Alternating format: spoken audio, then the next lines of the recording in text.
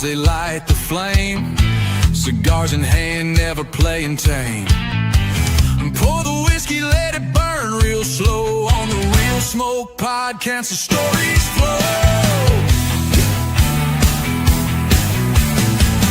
Guess they're rolling with a spark in their eyes, talking life's truths and throwing lies. Laughter crackles like a fire alive. Cuba to Kentucky, they always thrive. Real smoke rises in the air tonight. Whiskey's bold, they keep it tight. Stories spark like a flaming glow. Mick and Charles stealing the show.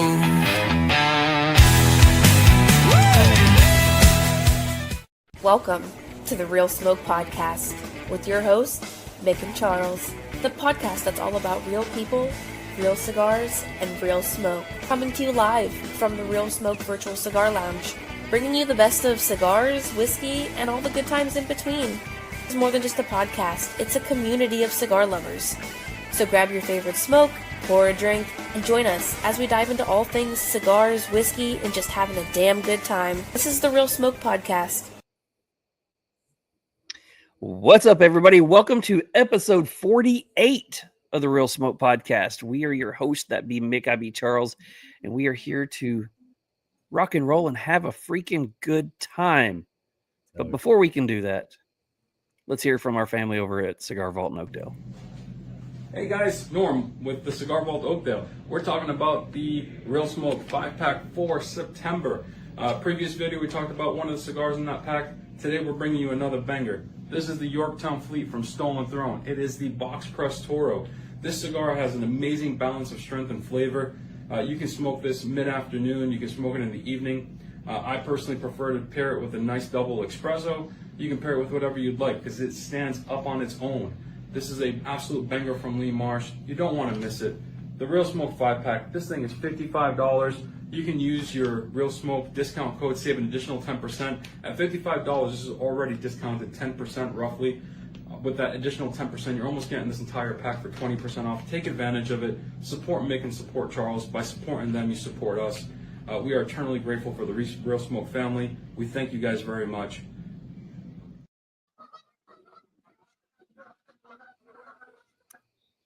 What's up, geese? I mean, Mick. Oh, he had to mute himself. Poor baby. Anyways, what's going on, Mick?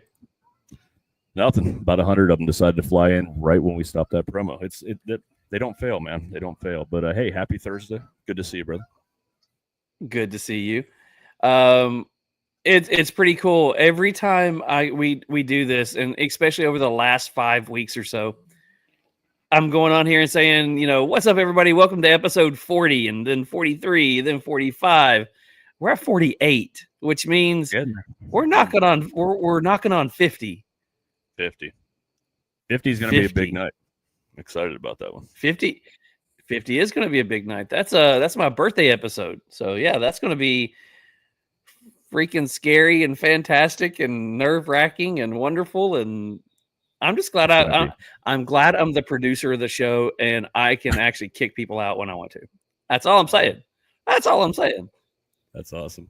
Hey, so let's try to do this in chronological order for once. So we just heard from Cigar Vault. September is over. We do realize that.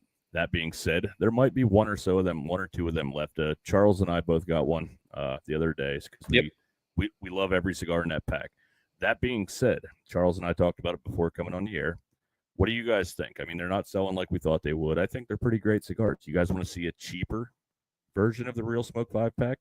Do you want to see something different? Do we want to see a Connecticut 5-pack? I mean, like, what are we looking for? What do you guys out there want? Because we want to make sure we're helping Cigar Vault out, and we'd like to keep putting these out, but I don't like to waste Norm's time either. So what do you think? Yeah, I mean, when it comes to Norm and Miguel and them, they're putting together the 5-pack. They're taking them out of the stock that they have. They're reserving them for us, and they're basically sitting on cigars that they could be making profit on right now. So, and we said when we first started this a few months ago that if it takes off, we're going to continue to do it each week, each month.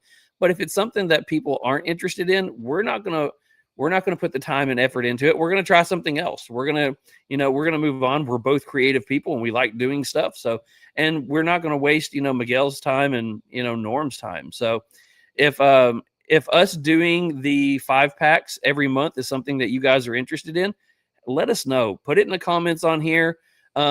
We might even make a post over the weekend that says, hey, what are you guys looking for, and give you some options. We want to make sure it's something that you guys want. And if it's something that you want, we want to get it in your hands. Okay. Yeah. And just as a reminder, yes, they sponsor the show, but we don't make any money off this. We're just trying to help out a mom and pop store, as we always say. And, they have the best boutique brand out there, selection out there. And that's why we love being partnered with them, man. And I thought it would be a great thing. But if you guys aren't interested, it's cool. We just need to know what you guys' thoughts are, because we do everything for you guys. So let us know. 100%. What Mick said, we don't get a kickback off of any of it. You guys get a discount code. We use the same code when we order ours as well. So that's the only break that we get. So we get the same break you guys do. The biggest reason that we're pushing the 5-packs, we want to bring new people over to their website. So we're just trying to help out people who are helping us out. I got something for you, Mick. Okay. Congratulations, brother. Congratulations. All right. I hope everybody on here. Yeah, I hope everybody on here tonight got a chance to go watch the Cigar Dudes podcast. If you didn't watch all of it, I think I fell asleep twice during it. I had to wake up a few times. We were on there for like 12 hours. But if you guys got to watch it, it's awesome. If you didn't get to watch it, watch it. We do have a version of it on our YouTube page as well as they have theirs. And the whole premise was, could Ish blend a cigar better than AI? So they got a blend from AI. He went to the factory, he blended those cigars. Then he did a version of that cigar that he would like, and then he did an all different cigar blend. So there was about eight of us on there, and we got a chance to go through and smoke and put out the notes against what they were saying. I have to say that we did fairly well on that. I mean, our palates lined up pretty much, and of course, this is all blind. We don't get to discuss it beforehand. Mine and Mick's was right there pretty much together. And then we got asked to, all right, so which one was Ish, which one was Ish in the factory, and which one was AI? And we nailed them.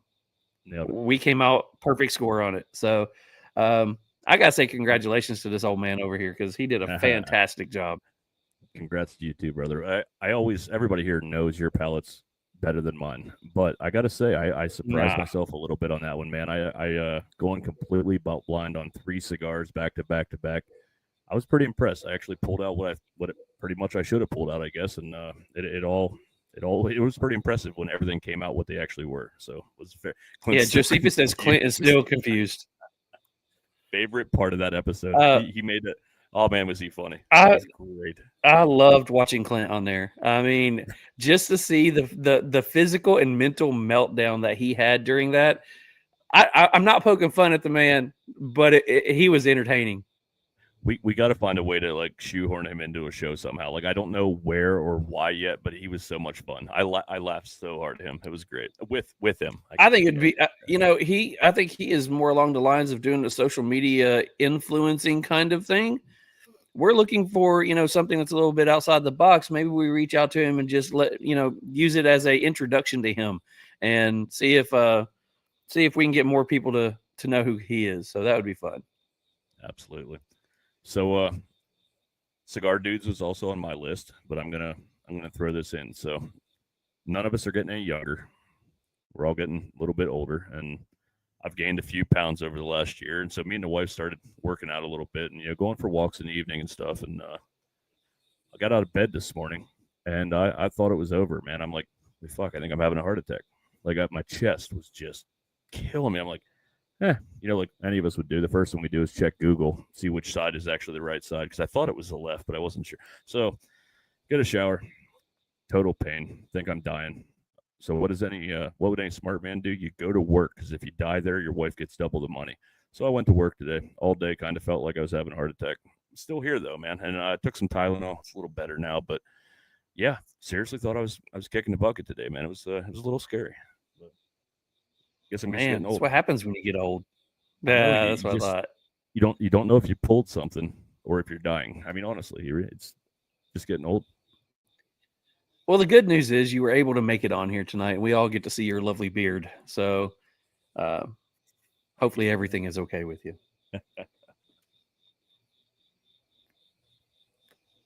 So I would say the last thing we got. We or you.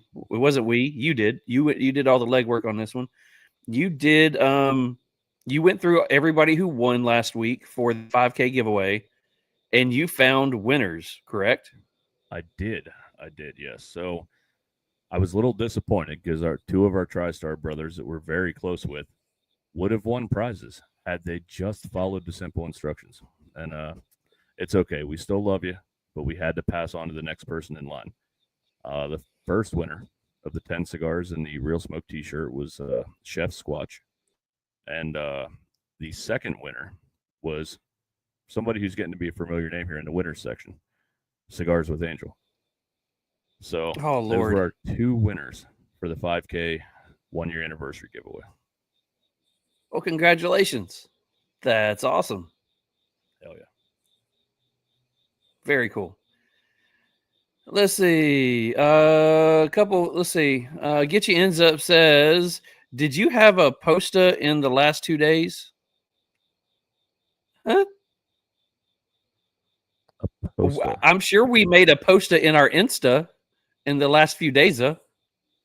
It's probably from Fortaleza. That was good. That was good. That's my rapping skills. I like it. That's good. You all right. So would you like me to do a quick read before we move on? Yeah, we need to guys, go check these guys out. I don't know how we're hanging on with them and keeping them as a sponsor, but they're still sticking with us, and we appreciate them for everything that they do. So, Mick, let's go ahead and talk to Smoke In. Smoke In. Tonight's cigar is brought to you. I guess, is that even started? Anyway, join the Smoke In Cigar of the Month Club. Nope, I'd call it myself. Join the Smoke In Cigar of the Month Club and get 5 premium cigars delivered to your door every month. Discover hidden gems, classic favorites, and exclusive blends selected just for you. Use code RSNEW now to claim a free Smoke In torch lighter and perfect cutter. So huge thanks to Smoke In for being fantastic and fabulous. We appreciate it. Heck yeah. So we do have a cigar we're smoking, and a cigar that we're smoking tonight. Dang, you just got washed out. Wait, don't go towards the light, Mick. Don't go towards the light. It's not time. I was doing that this morning. I'm sorry. Okay. Welcome back. We do have a cigar that we are smoking tonight, and that cigar is part of the guest that we have on tonight. So we do need to talk about that cigar. But before we do, let's talk to our sponsors over at 13 Knives. Hey boys and girls, I wanted to read you a story about the 3 little cutters. Once upon a time there were 3 little cutters. Daddy Cutter, Mama Cutter, and Badass Bulldog Cutter. The Daddy Cutter came out in 2020, and some people thought it looked too much like other cutters. A year later, Mama Cutter came out, and some people thought it looked like Daddy Cutter. Given the times, oh well, let's be original. So in late 22, Badass Bulldog Cutter was born. Badass Bulldog Cutter is a cleaver style cutter with a bottle opener made from 1095 high carbon steel that I get right here in the US of A with US source materials. And those who have bought the Badass Bulldog Cutter have lived happily ever after. So quit looking for your glass slipper and buy yourself a Bulldog Cutter. Thank you for that lovely nursery rhyme time of the evening, sir. We appreciate it. But tonight's cigar is This one's going to be fun. Tonight's cigar is from MBombay Cigars. The Gaja Maduro. Wrapper, Brazilian Mata Fina. How, you're already laughing at me. Wrapper is Brazilian Mata Fina. Binder, Ecuadorian HVA. Oh, Jesus. Majadoro Seco. Major, yeah, whatever. Filler, Dominican Carrillo 98 Viso. Why? Dominican HVA Liegro. Ecuadorian Carrillo 98 Viso. What? Are you just putting stuff in here, man? Paraguayan Hybrid Habano 2000 Viso. Peruvian Hybrid Habano. Wow. That was rough. you did you did a great job. I am super proud of you, young man. No. So before we bring on our guest, that is the cigar that we're smoking. The guy that is the cigar that we're smoking, I do believe. And we do have our guest coming on, and our guest is brought to you by our family. Step over at into the world Destination. of cigars like never before at Destination Cigar Lounge, home of the exclusive Allegory cigar brand. Whether you're kicking back at Governor's Crossing in Sevierville, Tennessee, or soaking up the rich aroma at Almost Havana in Hurricane, West Virginia, every visit is an adventure. From top-tiered cigars to expert recommendations and a laid-back atmosphere, it's the perfect place to relax, connect, and enjoy the craft. If you are looking for bold and unforgettable flavors, escape to the world of Allegory cigars. Kick back with the rich Mexican San Andres dividend. Enjoy the smooth intrigue of the censored Sumatra, or fire up the bold and flavorful Escape Habano. For more information, you can follow them on Instagram at destination_cigars, or you can explore more by visiting them online at destinationcigarlounge.com, or take a journey to one of their 3 locations in West Virginia and Tennessee. No matter where your cigar journey takes you, every blend is an experience worth savoring. Where the road ends, the perfect smoke begins at Destination Cigar Lounge. And let's welcome to the stage the owner, the founder of MBombay Cigars, Mr. Mel. What's up, Mr. Mel? Hey, how you guys doing? Nice to be here. Nice. Thank you for hosting me. Absolutely, man. We're excited to get to know more about you, man. We obviously do a little research coming into a show, but we really just want to get to know you and everything behind the brand, and just kind of get you out there to our followers. Definitely. Shoot me any questions you have. All right, so I will say this. Let's talk about the name of the cigar. So he came really close. So what cigar are we smoking tonight? Gaia. We pronounce it The as Gaia Maduro. But Nice. I've heard many different names. I'm sure. So what does the name mean? Gaia comes from like a Sanskrit word gaj. Gaj means elephant. Okay, means elephant. And Nice. All right. So one of the things that we like to do with all the brands are we like to actually take it back a little bit before you got started. Like to get to know who you are before the brand, before, I guess, everything that people now know you for. So where did you grow up? I grew up in India, a small town All there, and I migrated to United States in 2000. Nice. What was it like? What was it like living and growing up in India? Still miss it, but can't go there anymore. Life is too tight here, so But last time I went there was in 2010.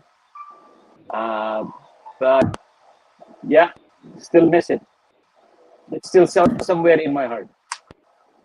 I completely understand that. As somebody who has moved around a lot, there's certain places that I've lived that I wish I could go back, but then at the same time, either can't or would miss what I have now. Right. So maybe I missed it. Did you say what age you moved over to the United States?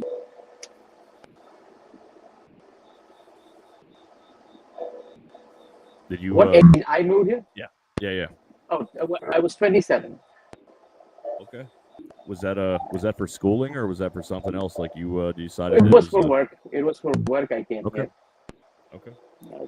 I was in .com, and then started my ways in 2000, end of 2000, and Okay. opened up a cigar store here in downtown Palm Springs. Okay. Yeah. And it's been 25 years. Yeah. Okay. Congratulations So on that one.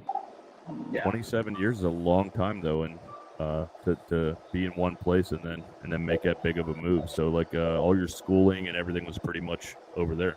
Yes. Yeah. So as a kid in India, Mhm. as a kid in India, what were some of the things that you were into? What kind of kid was you? I was a wild one.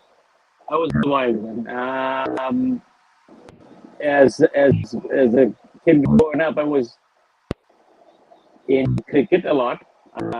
Cricket is still a religion for majority of the Indian kids. And computers were there, and everybody from my family was back here in the United States, and I was the only kid there. So I had a pretty fun life. The adult life was really fun. So Nice. So when you moved over here and you were doing the .com stuff, how long was it until you actually started working in the cigar industry, whether it was a 2001. lounge or whatever? Okay. 2001, yeah. So We opened up a not store. long. Not long, yeah. I was working for the company in India as well, but I moved here to implement the project. And in 2001, July 2001, we opened up the shop. It was full-on cigar lounge, cigar bar. We have a bunch of wine that we sell, so it's a cigar and a wine shop. It's a cigar bar. We serve wine. We sell beers, and it's one of the few places in California where you can smoke and drink indoors. I definitely want to get more into that later in the show because that's something. Sure. You're right. That is very, very rare. I was gonna ask you though, kind of what came first. Chicken or the egg? What came first? Was cigars something you brought with you from India, or was that something that you've discovered in the United States, or something you've been doing for a long time? No. I started smoking cigars in 96, I guess, and I had an opportunity here. My dad owned a liquor shop and a few smoke shops. And when I got into it, I was very comfortable having my own business with cigars. So it just started as a cigar store. So I'm guessing you were in India when you started smoking cigars. What was the cigar scene like what is the cigar scene like in India? What kind of cigars are being smoked, and what are some of the ones that kind of got you into smoking cigars? So like the cigar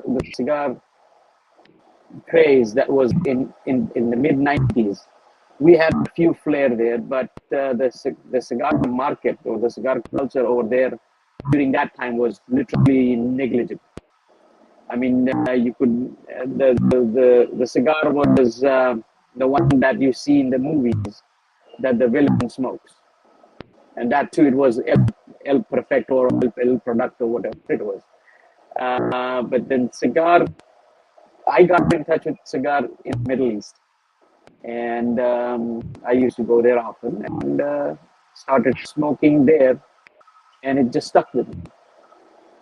And here, when I came here in 2000, it was the fad was, I would not use the word it went down, but it stayed steady. And the cigar culture over here, the cigar stores during that time in 2000, I was really impressed with the industry. And I really enjoyed cigars. So when I was given an opportunity, I jumped on it.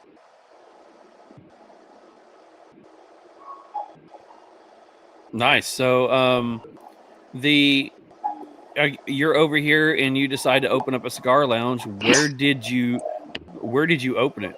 First, I guess what brought you, I guess you came to the US and you went to California first. Is that where you started? I was in Seattle for a while. Okay. So what made you And decide to come to California over anywhere else? the weather. I was sent here a couple of times before I moved here permanent in 2001. The weather, the lifestyle, the chilled or pretty calm lifestyle over here was like a great calling for me. And it just happened that I was walking down the street and saw an opening for release sign in a shop in downtown. And within a week, I had signed the lease. So the cigar lounge that you opened then, is that the same cigar lounge that you own now? Yes. Oh, yes. Oh, yes. What's the name of the lounge? It's known as Fame Cigars and Wine. Okay. So when you were looking at opening up your first lounge, what did you want to have? What was your, I've been to other cigar lounges. I've seen other people's, what they've got going, whether it's, ventilation or stock or size or private rooms versus open rooms. What was the key things that you were wanting to bring to the area in the lounge that you opened? So when I opened the store, there were no cigar lounges here. There was no place where you can go there and sit down and smoke a cigar. So you're the first? I was the first in the area, yes. There were that's cool. two other cigar stores in Coachella Valley that time. And they're still in business. One of them, a couple of years ago, they had to shut down. But it's a tinderbox, and they have been here for past 60 years. Or that shop. And they moved a couple of times, but they had just a shop where you can buy a cigar and leave. They had a few chairs outside where you could go there and smoke cigar. But again, that was not my thing. So I jumped on the opportunity where I can find a place where I can have 10, 15 chairs and offer cigars, and where you can sit down and smoke. So that was it. And then I guess then we added the patio to the shop. So it's now, it's not bigger now than it was 25 years ago. So I guess I always ask this, and I don't know how different it is for you because you were in India at the time. You said that you started smoking cigars, but what cigar really got you into boutique cigars, or was it legacy stuff for most of your life, or how did that? Because I mean, obviously you're kind of leading the way in doing a lot of good things in the boutique community. What kind of led you that direction? Is that something you ran into early, smoking career, or is that something that's kind of just evolved? No, I guess things that when I was in Middle East, when I used to smoke cigars there, it was a majority of all Cuban cigars, and I guess when I opened the shop, we started with the legacy brands, almost all of them, and then boutique was not considered boutique or was not termed boutique in 2000 and 2001. There were smaller brands, but the itch began that why not me, or what can I bring onto the table? And that it started early on in 2003, 2004, where I just started going to all of the factories that are still there in Dominican Republic, in Honduras, or Nicaragua at that time, and so I boutique. Yes, you can use the word boutique now because there are a lot of smaller companies or smaller production. But like it didn't at that time, it was not about, oh, I want to be a boutique manufacturer or not. I just wanted to make cigars. So you've got your cigar lounge. You're running that one. How long until you started wanting to do your own cigar brand? Oh, from day one. From day one. Nice. Day one. Nice. All right. So let's go into the brand then. What going into the brand, did you start looking for places to make your cigars first, or did you have a name first? What was your process of, going through starting this brand? Honestly, it was never about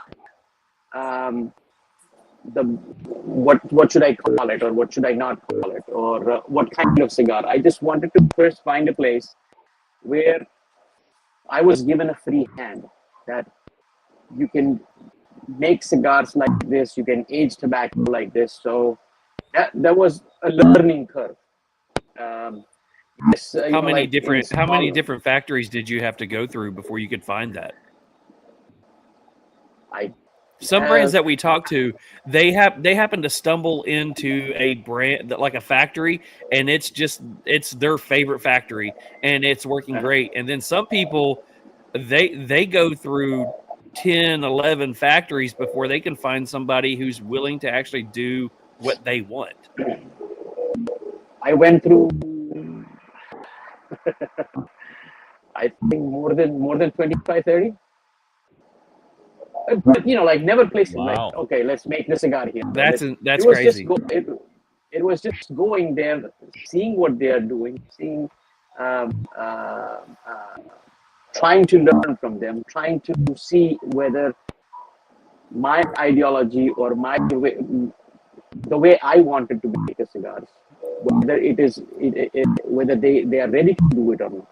But, because factory is a huge investment on the person who owns the factory. And like to chain, they have been making cigars for decades. And who am I, a small guy who wanted to make 10, 15, 25,000 cigars? Oh, let's do it like this. And nobody's going to do that.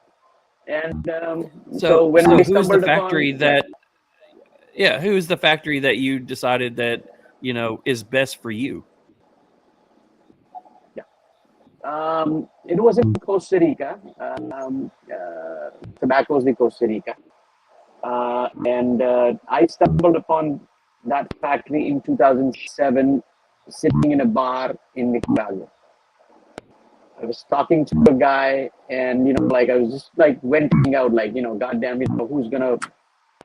Either I'm stupid of demanding such things, or then he said, well, hold on, have you been to Costa Rica? Have you met this gentleman? I'm like, Costa Rica. First when he said Costa Rica, I said, all right, it's 4 times the money. A cigar can be made for $1.50 in Nicaragua, but over in Costa Rica, it'll be costing me around $5. So it's just because of labor costs and things like that. And but still, I said, okay, let me go there. And I guess day one, it was like, that's the tobacco. That's how we age it. You come here and learn what we do. And that started the ball rolling. So I went to Costa Rica from 2007. I was there almost every 3 weeks. 3 to 4 weeks I was there. Spending a week there, coming back, spending a week there again. Literally went to the factory floor, cleaned everything, learned what happens to tobacco. And that was the whole learning process. And I guess in 2014, we decided that, okay, I love this factory now. We can do something here. So we started making cigars for our brand, which was not, it was not even decided what brand, in 2010 and 11. And then we released our cigars in 2014. So it was a 6-7 year gap where I finally got that, okay, this is how I want to do it, and this is how they're welcoming me, financially as well, in the way of production, way of acquiring tobacco, teaching me, holding my hand, taking to Ecuador, taking me to Dominican Republic, everywhere. That this is how you choose tobacco, this is how you buy tobacco, and that's how it started. Yeah, I've read So that. it was, yeah, it was a good learning phase that I think I enjoyed. Absolutely, yeah. If you're not learning, I always feel like you're kind of wasting time. It's something you have to learn every day and continue to build on what you're doing. I did read somewhere that it said it usually takes you 4 to 5 years to really develop a blend to get it where you want it.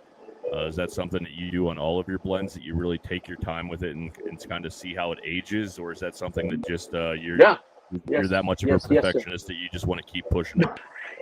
No. It's not about perfections. It is more about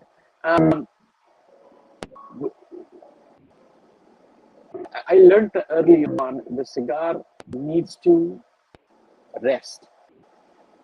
Whatever happens in that resting time, like I've heard of many cigar makers, 2, 3 months, 4 months, 5 months, 6 months, it's out, it's great. More power to them. And there are cigars that are made like that, and fabulous cigars. I don't understand that, and I do not know how to do that. I take it a slower approach. Every cigar that comes as MBombay Cigars, we sit on it for 4 to 5 years before it is even ready to be placed on the shelf. So the cigar that you're smoking was rolled in 2021, and that is what we are releasing right now.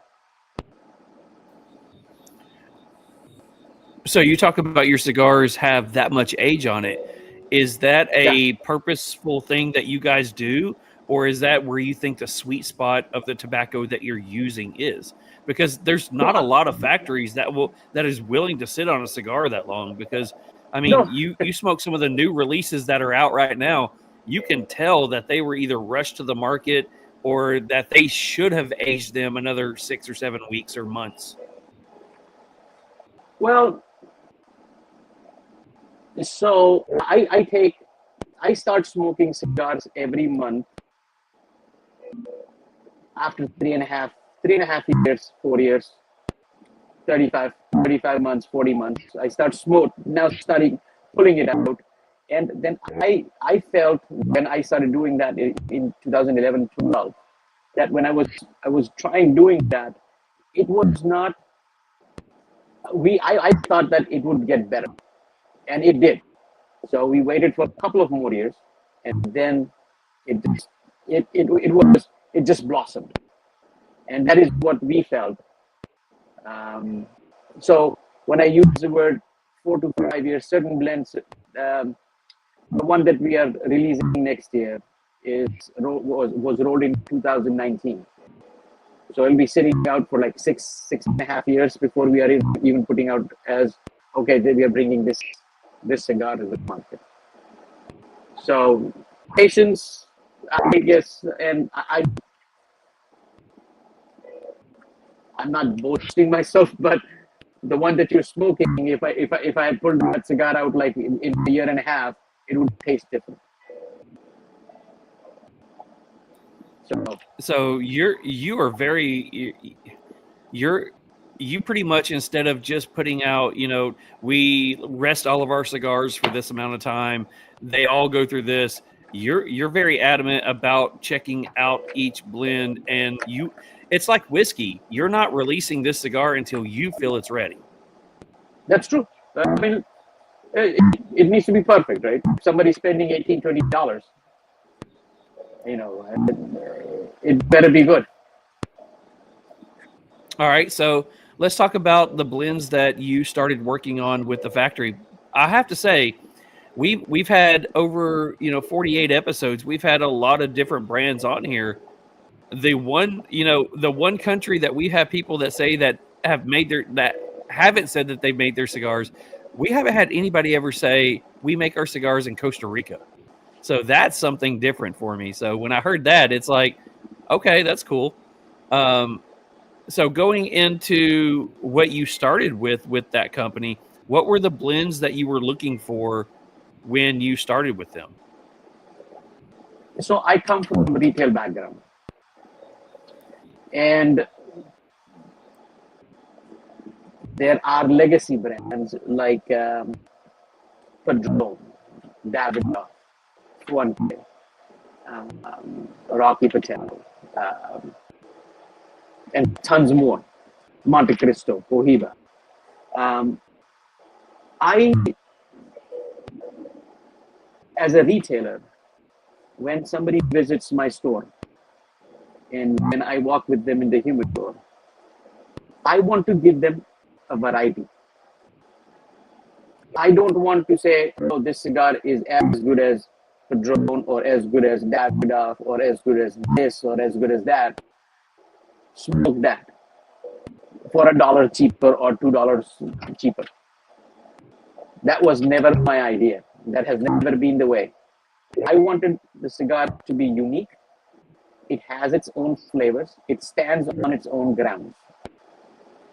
When you have a Gaia Maduro or a Gaia Natural or a Quesera or any other M Cuba, whatever it is, when it is sitting on the shelf, it is not competing with anything else.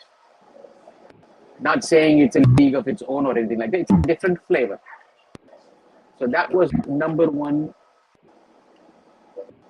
point that I wanted to make while making a cigar. And when it comes to what blends I was making, it was about what is the tobacco available.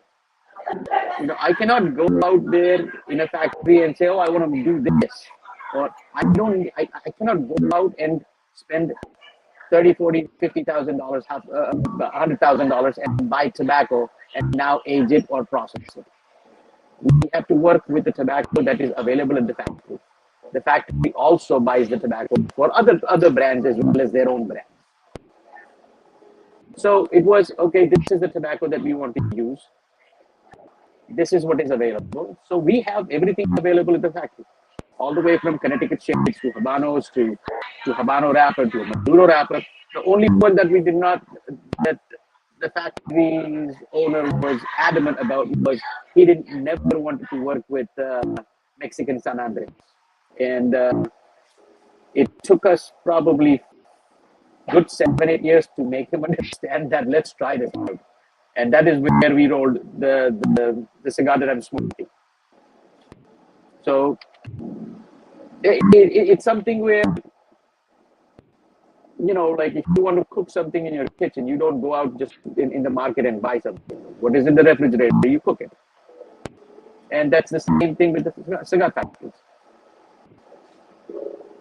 Yeah, I will say I pulled out some flavors tonight that I've never written down on my review tonight out of this cigar. So there's some interesting flavors in here that I guess I maybe wasn't expecting, but I consistently got them draw after draw. So it's kind of interesting. But I did read somewhere too that you tried to roll everything in like the Cuban tradition. Is that based on what you started smoking when you first became a cigar smoker? Like you wanted something that was kind of made in that same respects? Yes. The tobacco, when it comes to processing of tobacco, after fermentation process that we normally have, it happens for, I would say, 3 times the fermentation of normal fermentation process that you see in the factory. After fermenting the tobacco, we dry box age the tobacco in the cedar chest, so sandalwood chest, or Brazilian cedar or Spanish cedar, for around 3 to 4 years. Just tobacco. Once the tobacco and the filler tobacco is aged, after we roll the cigar, we age them again in those boxes, depending on the blend. So the one in your hand is, I guess it's Brazilian Matafina. The wrapper is Brazilian Matafina. It's Peruvian and Dominican filler. We age that in Brazilian cedar chest after we roll the cigars. It just kind of like gives an opens it up in a different perspective.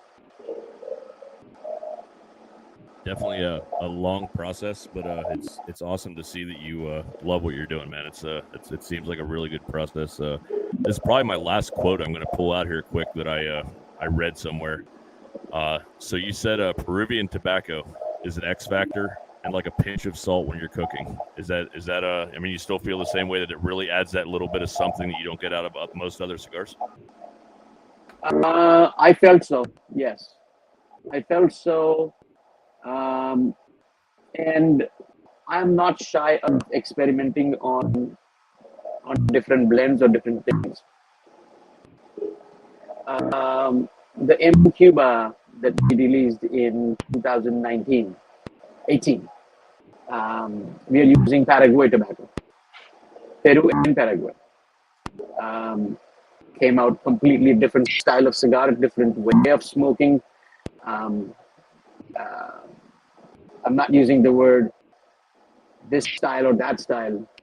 Once somebody puts that cigar in their mouth, they would say that, okay, they have not smoked anything like this.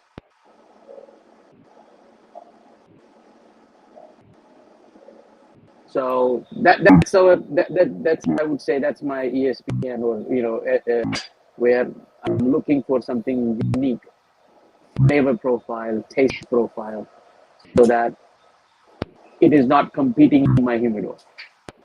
Why should I've invested $100,000 in Davidoff products. Why should I compete with that? I have tons of Fuente. I have Opus Texas. I have customers for that. That if they want to try something different, this is something different. So let's go into the brand.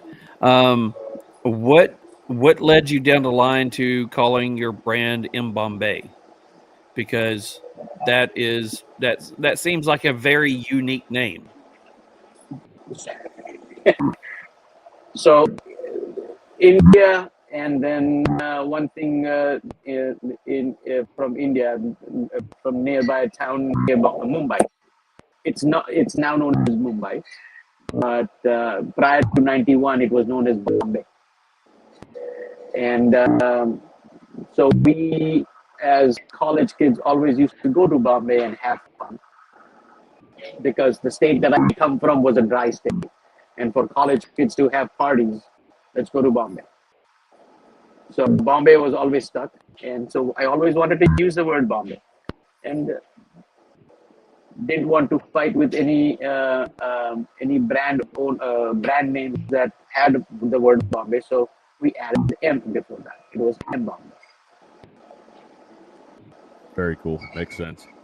So also on that same line, do you personally do your artwork for your bands? I always ask that question because you have some really, really nice looking bands. So I was like, they kind of stand out in the crowd. So I was just kind of curious who makes them for you. No, that's thanks to my wife for that. She has a very keen eye. So you were talking about your wife. So I take it you're married. Do you have kids? Oh yeah, two grown-ups now. One is a nurse at our local hospital, and I have a younger son. He's a junior in school. Oh, nice! Congratulations. Yeah. That's awesome. So the lounge that you're sitting in right now, is that your cigar lounge, or is? Yes. Okay. Yeah. Nice. So when it comes to you going ahead and you've got your lounge, you've got a brand, you've got it started. I'm trying to do the dates and the math. So were you starting to try to release your cigars before COVID or as COVID or after COVID? 2014. Okay. So we released So our cigars in 2014. Okay, so how did COVID affect you and your cigars? Oh, it was a hard one. So right during COVID, I suffered some losses with tobacco. Lost a couple of containers of raw tobacco, and there was a big financial hit. The insurance money and everything kind of like came in later on in 2022, I guess, 2021 and 22. So I was, so since 19, our production, instead of, we prior to 2018, we made like million and a half cigars under our brand every year. And in 19, it just dropped down because I didn't have tobacco for me. Our production went down to like around 500 to 600,000 cigars a year, like 500,000 cigars a year. So we had to condense, like we cannot make this sizes or we cannot make this blend. So we had some core blends that we were comfortable with aging properly. That kind of like kept on going. And when 2022, everything was hunky-dory, everything was fine, I suffered a heart attack. So I was, for some medical reason, I was out of the game for 2 or 3 more years. And now we are back, I guess.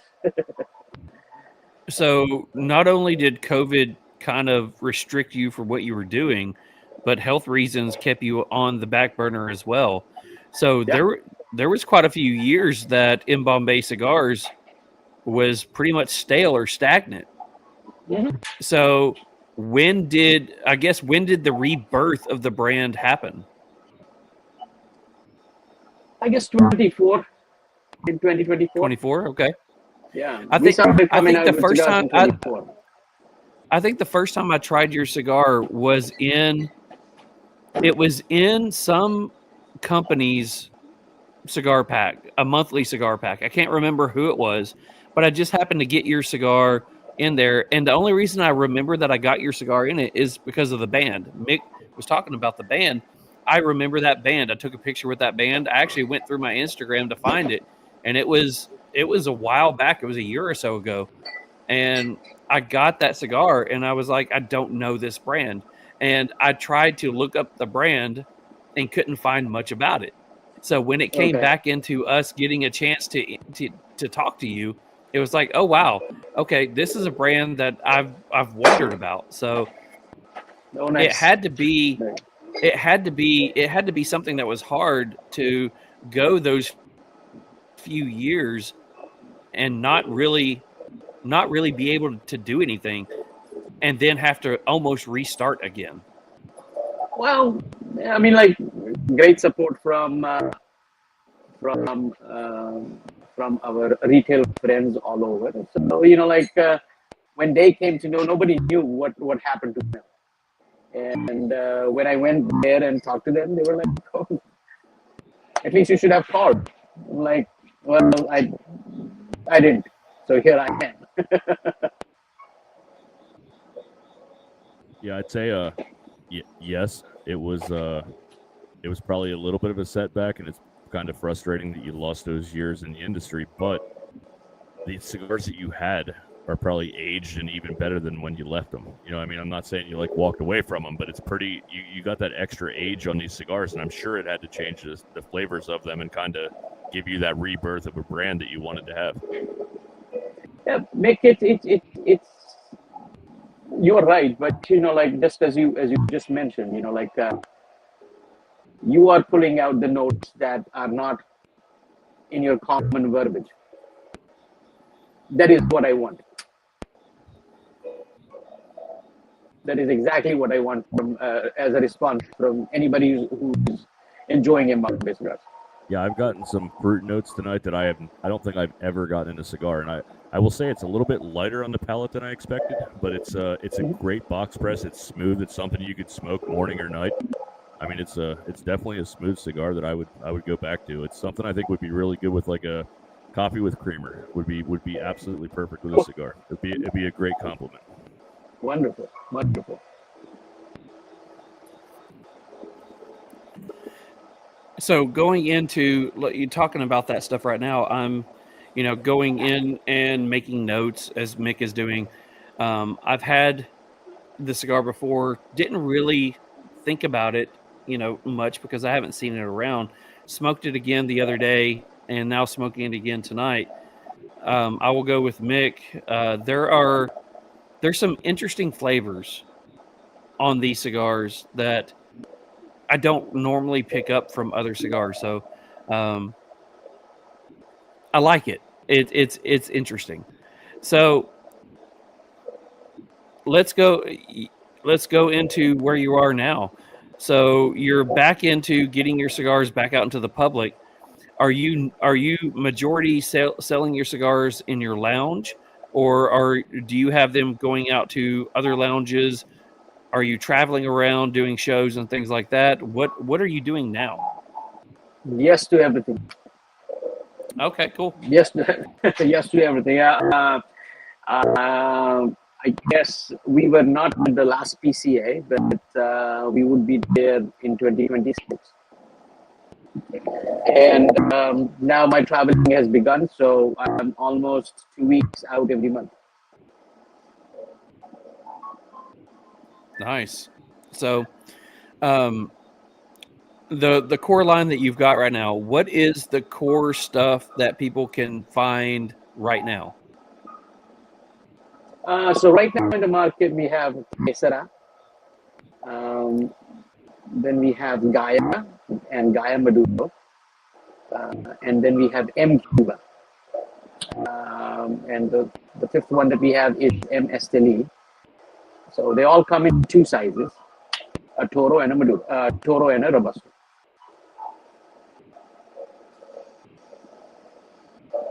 Yeah, I'm such a sucker So, for a box press. go ahead. So I'm such a sucker for a box press, and when you sent them to us, I was like, man, thank you. This is awesome. Like I every box press I have, I know it's not as much Charles's thing, but it's definitely my thing. I don't know every Maduro every box press, I feel like I can pull flavors out of better. I feel like the draw is more consistent. I don't know. Maybe it's just me, but it might be a mental thing. But I do enjoy a great box press, man, and this one definitely stands up to it. So definitely enjoying it. Good, thank you. So you're rolling cigars. Your factory that you're working with is in Costa Rica. What are some of the main tobaccos that you like to use that you're bringing into the factory? I play with a lot of Ecuador.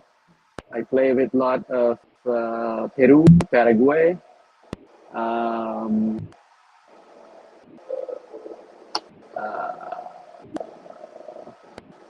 Yeah, and right now Mexican San Andres. That's a hard one to obtain, man. And, What is your favorite?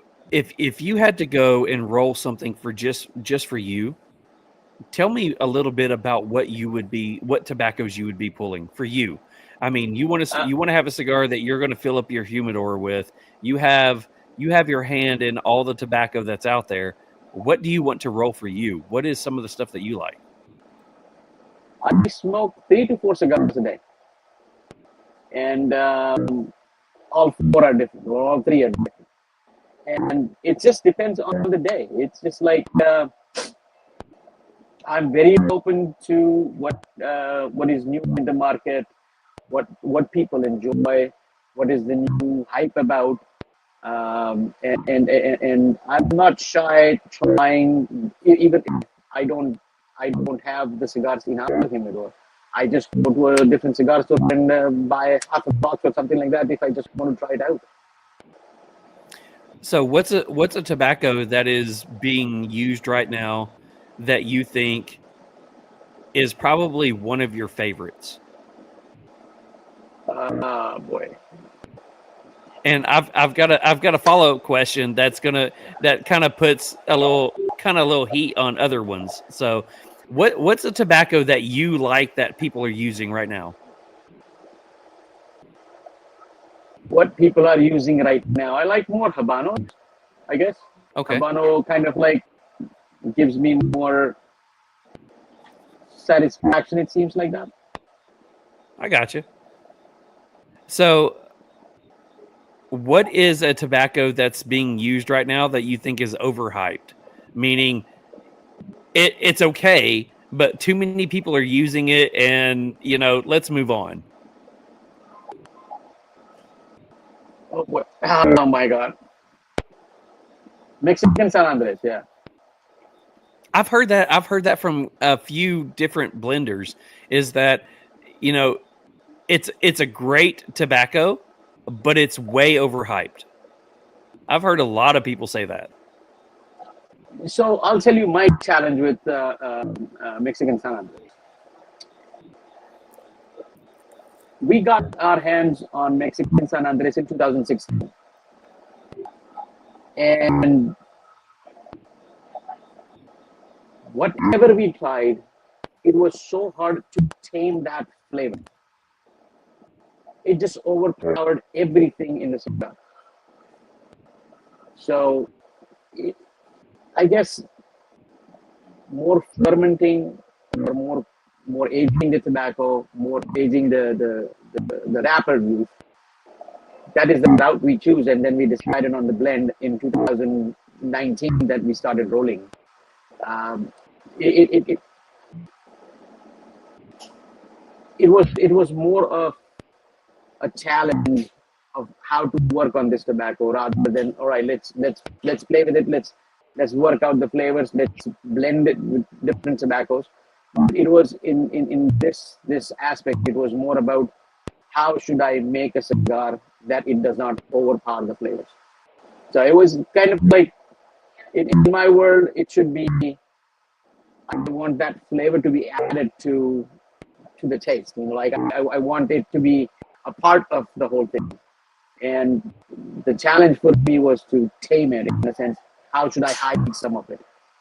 Because it is overpowering the fillers, it is overpowering the binder. The flavors that I should get, it was more muted. And so it was. I understand when people say it's challenging or it's too hyped up, but I wanted to experience it. So. All right, so I want to ask a couple of questions about your core line. So, one of the first question I have is, if people want to smoke something from your core line that they want to smoke that is a Mel cigar, meaning this is something that Mel is going to grab from his own brand all the time, what cigar do you put out that is up your alley, that is your profile, that you enjoy the most? M Cuba Mayura. Okay. M Cuba Mayura. Yeah. Why is that? And we are using Paraguay in there, Paraguay, Peru, and the wrapper is an HVA wrapper. It's a Habano HVA wrapper from Ecuador. Really complex, really sticking to your palate. The tastes are there. Whenever it comes to blending a cigar, the initial test that we always adhere to is, does it taste? Does it give me any taste? Is it sour? Is it sweet? Is it salty? Is it bitter? I need some taste. Is it umami? I need some taste. I just don't want one-dimensional thing. It should be umami. It should be salivating. And in Cuba, at the latest, I think that like it is hitting all the corners, or the body, the nicotine delivery, the flavor profiles, the taste, how it lingers in my mouth. How I want to smoke that cigar one more time. I want to, once it is sitting in the ashtray, I want to light it up again, or I want to take another toke. those are all the factors that I think that MQ. I mean, I enjoy Gaia or Kesara early in the mornings with my cup of coffee. So it's yes, M Cuba is the new one, so it's a newer baby. So we like it, but you're asking what child is better or which child do I favor? Right. I get that. All right. So let's go through the lineup. So talk to us about the different brands the different cigars that are in your core lineup. Okay. What can people find? So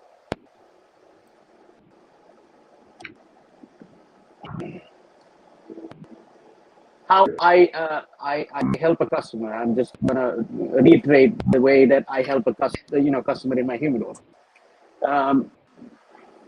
Number one is, what cigars do you enjoy? Like if you tend to smoke a lighter colored wrapper, which means more Ecuadorian, a Connecticut shade wrapper or an Ecuadorian Connecticut shade wrapper, I would recommend them to try Kesara.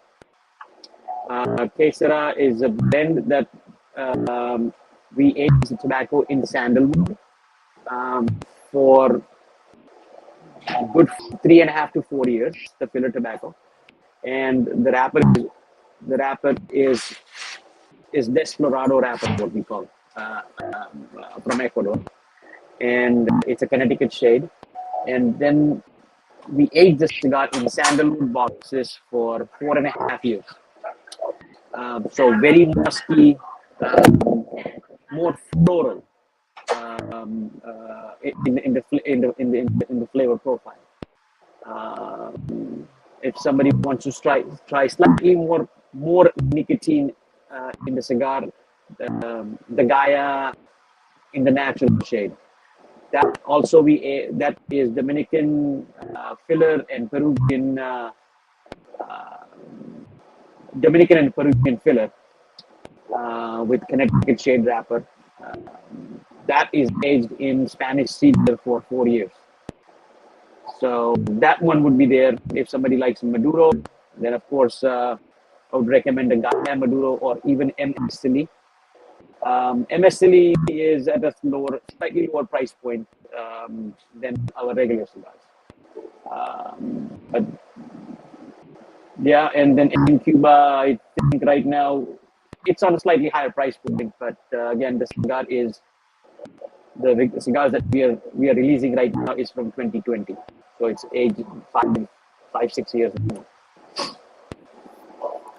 Nice.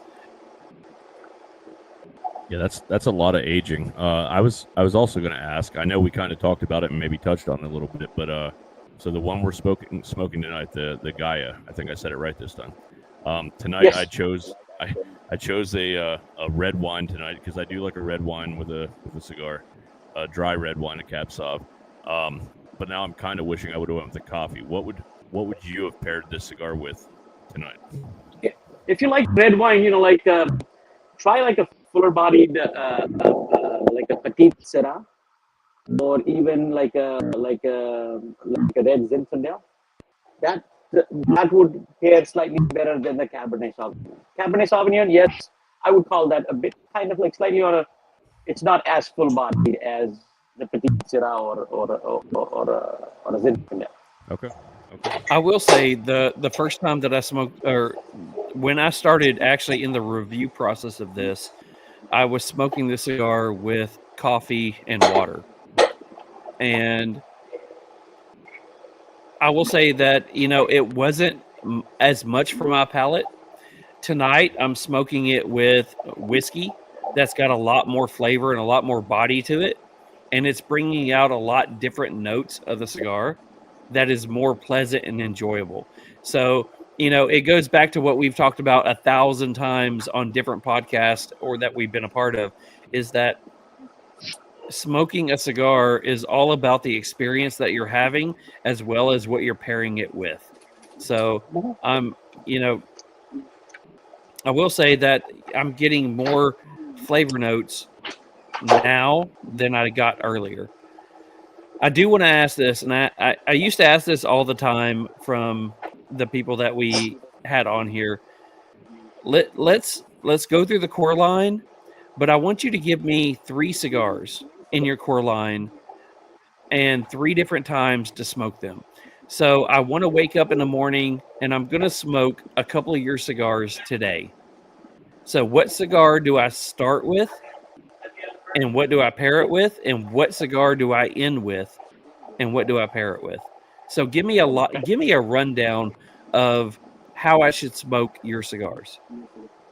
If I were you, and our taste would definitely differ, what you like and what I don't like. But Right. if I were So you, I'm going on. Give me the Mel version. if I want to smoke a cigar with a cup of coffee in the morning, I would go with Gaia Natural with the Ecuadorian Connecticut shade. Well, I'll tell you what I smoked today. So yeah, Gaia in the morning, and in the afternoon I smoked in Cuba, the Mayura, and I was not pairing with anything, I guess. I was not pairing with any drink or anything like that. And right now I'm smoking the. I guess it's still under aging, I think. But I'm smoking a Mora, which is a Mexican San Andres wrapper. So like a slightly fuller bodied cigar would be towards the evening. So I guess Gaia Maduro right now, which is available. And when I use the word fuller bodied, like it depends on people who blend the cigars. They have their vision of how do I want this cigar to stand out, or how do I want to deliver this cigar. Many people or many cigars right now available in the market are what I feel are ligero heavy. It's more powerful, but slightly sometimes it kind of like doesn't give me the various flavors or the taste that I want from the cigar. It is just more one-dimensional. And I take a step back and say ligero is to be used just to balance it. It's never, I don't make a cigar which I would say, let me make a full-bodied cigar. I want to offer a flavor. I want to offer a taste. And that is where, like the ligero just needs to be in somewhere which doesn't eat the flavors. So I guess the one that you're smoking, the Gaia Maduro, has slightly more ligero than our normal or any of our other blends. Yeah, I'm definitely enjoying the. Like I said, I'm maybe typically used to maybe something a little bit stronger, but the flavors shine through.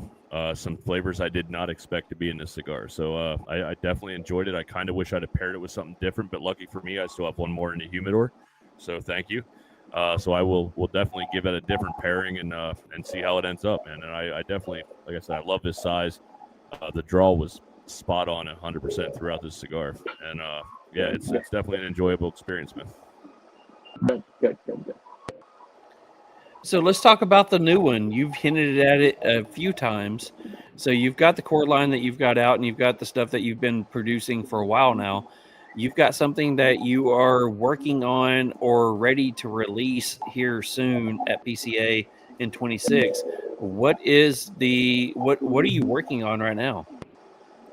It's actually a box press again. It's the wrapper is from Mexico, San Andres wrapper, and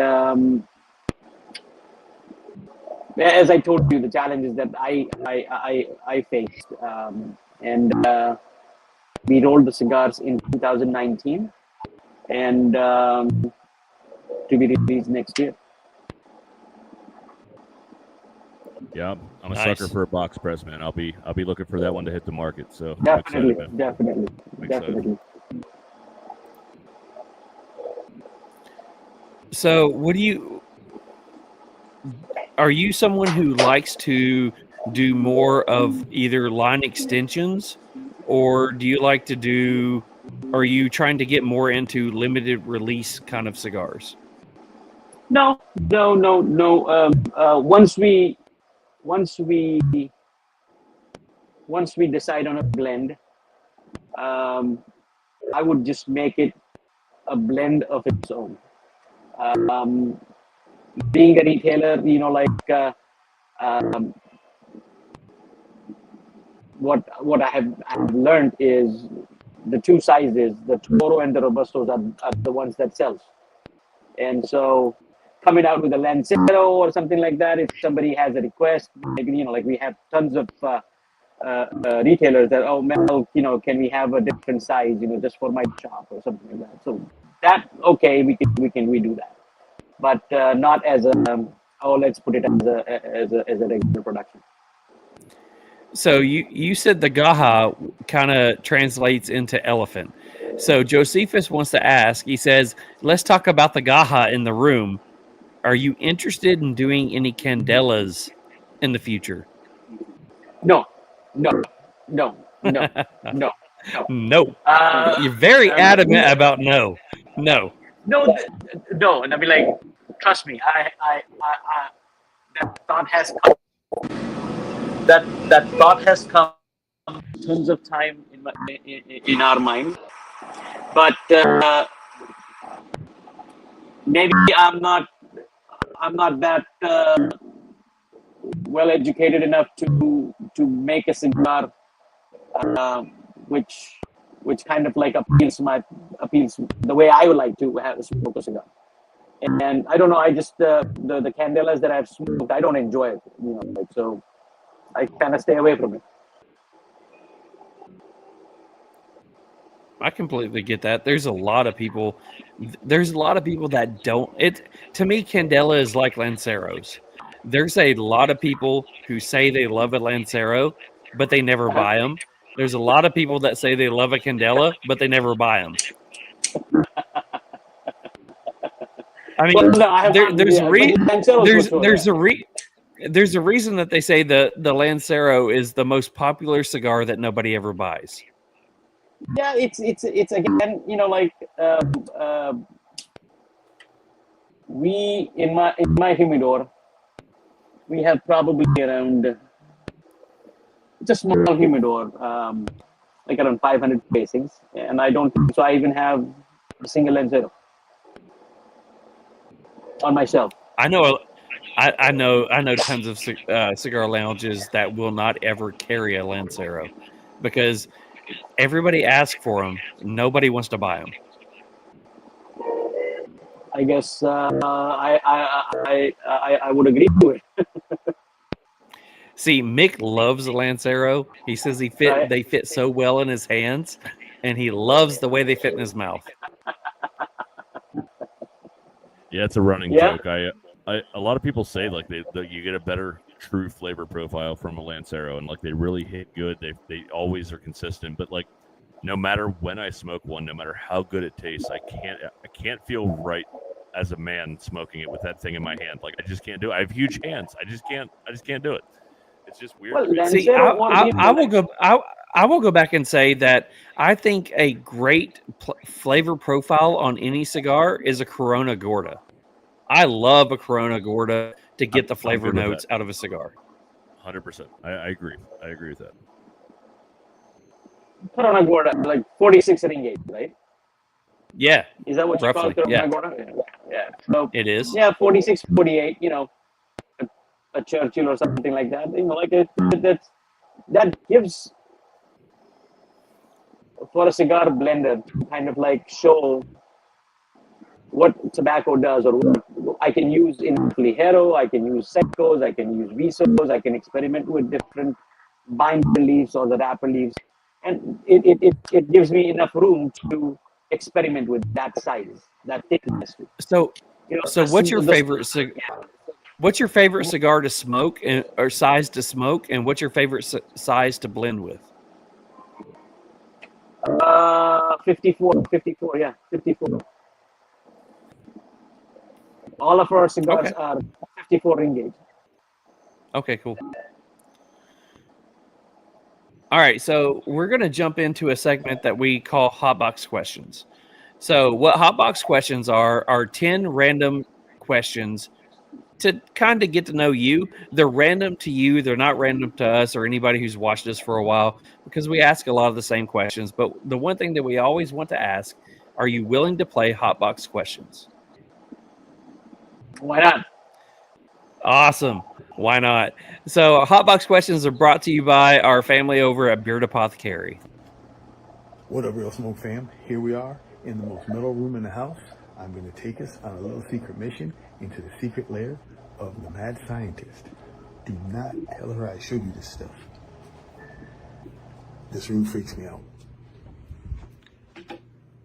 It is nothing but Taylor Swift, all Tay-Tay, all the time. I just can't. There's just Taylor Swift everywhere. Albums, all kinds of stuff. What I want to give you guys a sneak peek of is listed on the number right here. We've got us a brand new item coming out pretty soon called the Ever Inked Tattoo Balm. It'll help revitalize your tattoos. Can go on with new tattoos, which means I got to go get one, test it out. We should be releasing that in the near future. I'll keep you guys up to date. Thank you guys very much. Make sure you like, subscribe, and follow the boys. Peace out. All right. So huge thanks to John Aldi and his lovely wife. And just remember, Tanya is our favorite Aldi. That might be my favorite video. I don't know why, but that one's so great, man. When he sent that, I'm like, that is so amazing. What a great little promo. Well, see, I will say this as a guy that's got an mostly an all girl family. Tay-Tay is coming out with a new album, I guess tomorrow, and so my wife and my two girls are all setting up Taylor Swift listening parties for tomorrow.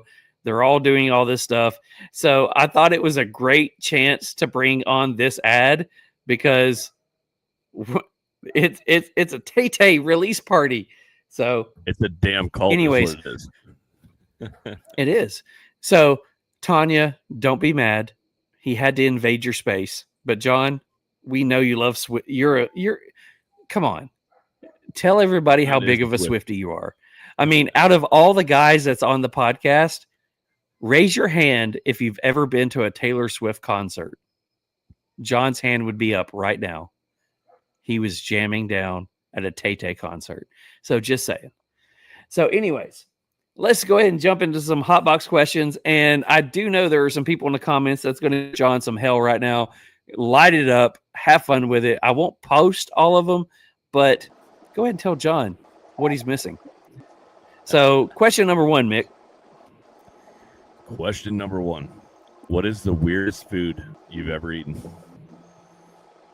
Oh, shit. It was weird It's for not me that once. A crocodile? Alligator. Hey, I love alligator. Absolutely love alligator. What's more chicken like? And maybe I don't know. It's a dry but greasy version of chicken. Yeah, well, I was not fond of it, you know. All right, so question number two, fill in the blank for me. When it comes to cigars, cigars are all about what? Enjoyment.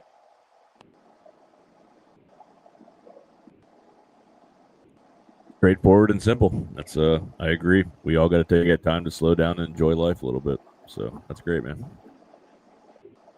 All right, so question number three. Do you have a favorite musical band or artist? I probably do, but it's from India, so you know, I hear a lot. I hear to a lot of old Bollywood music. So, yeah.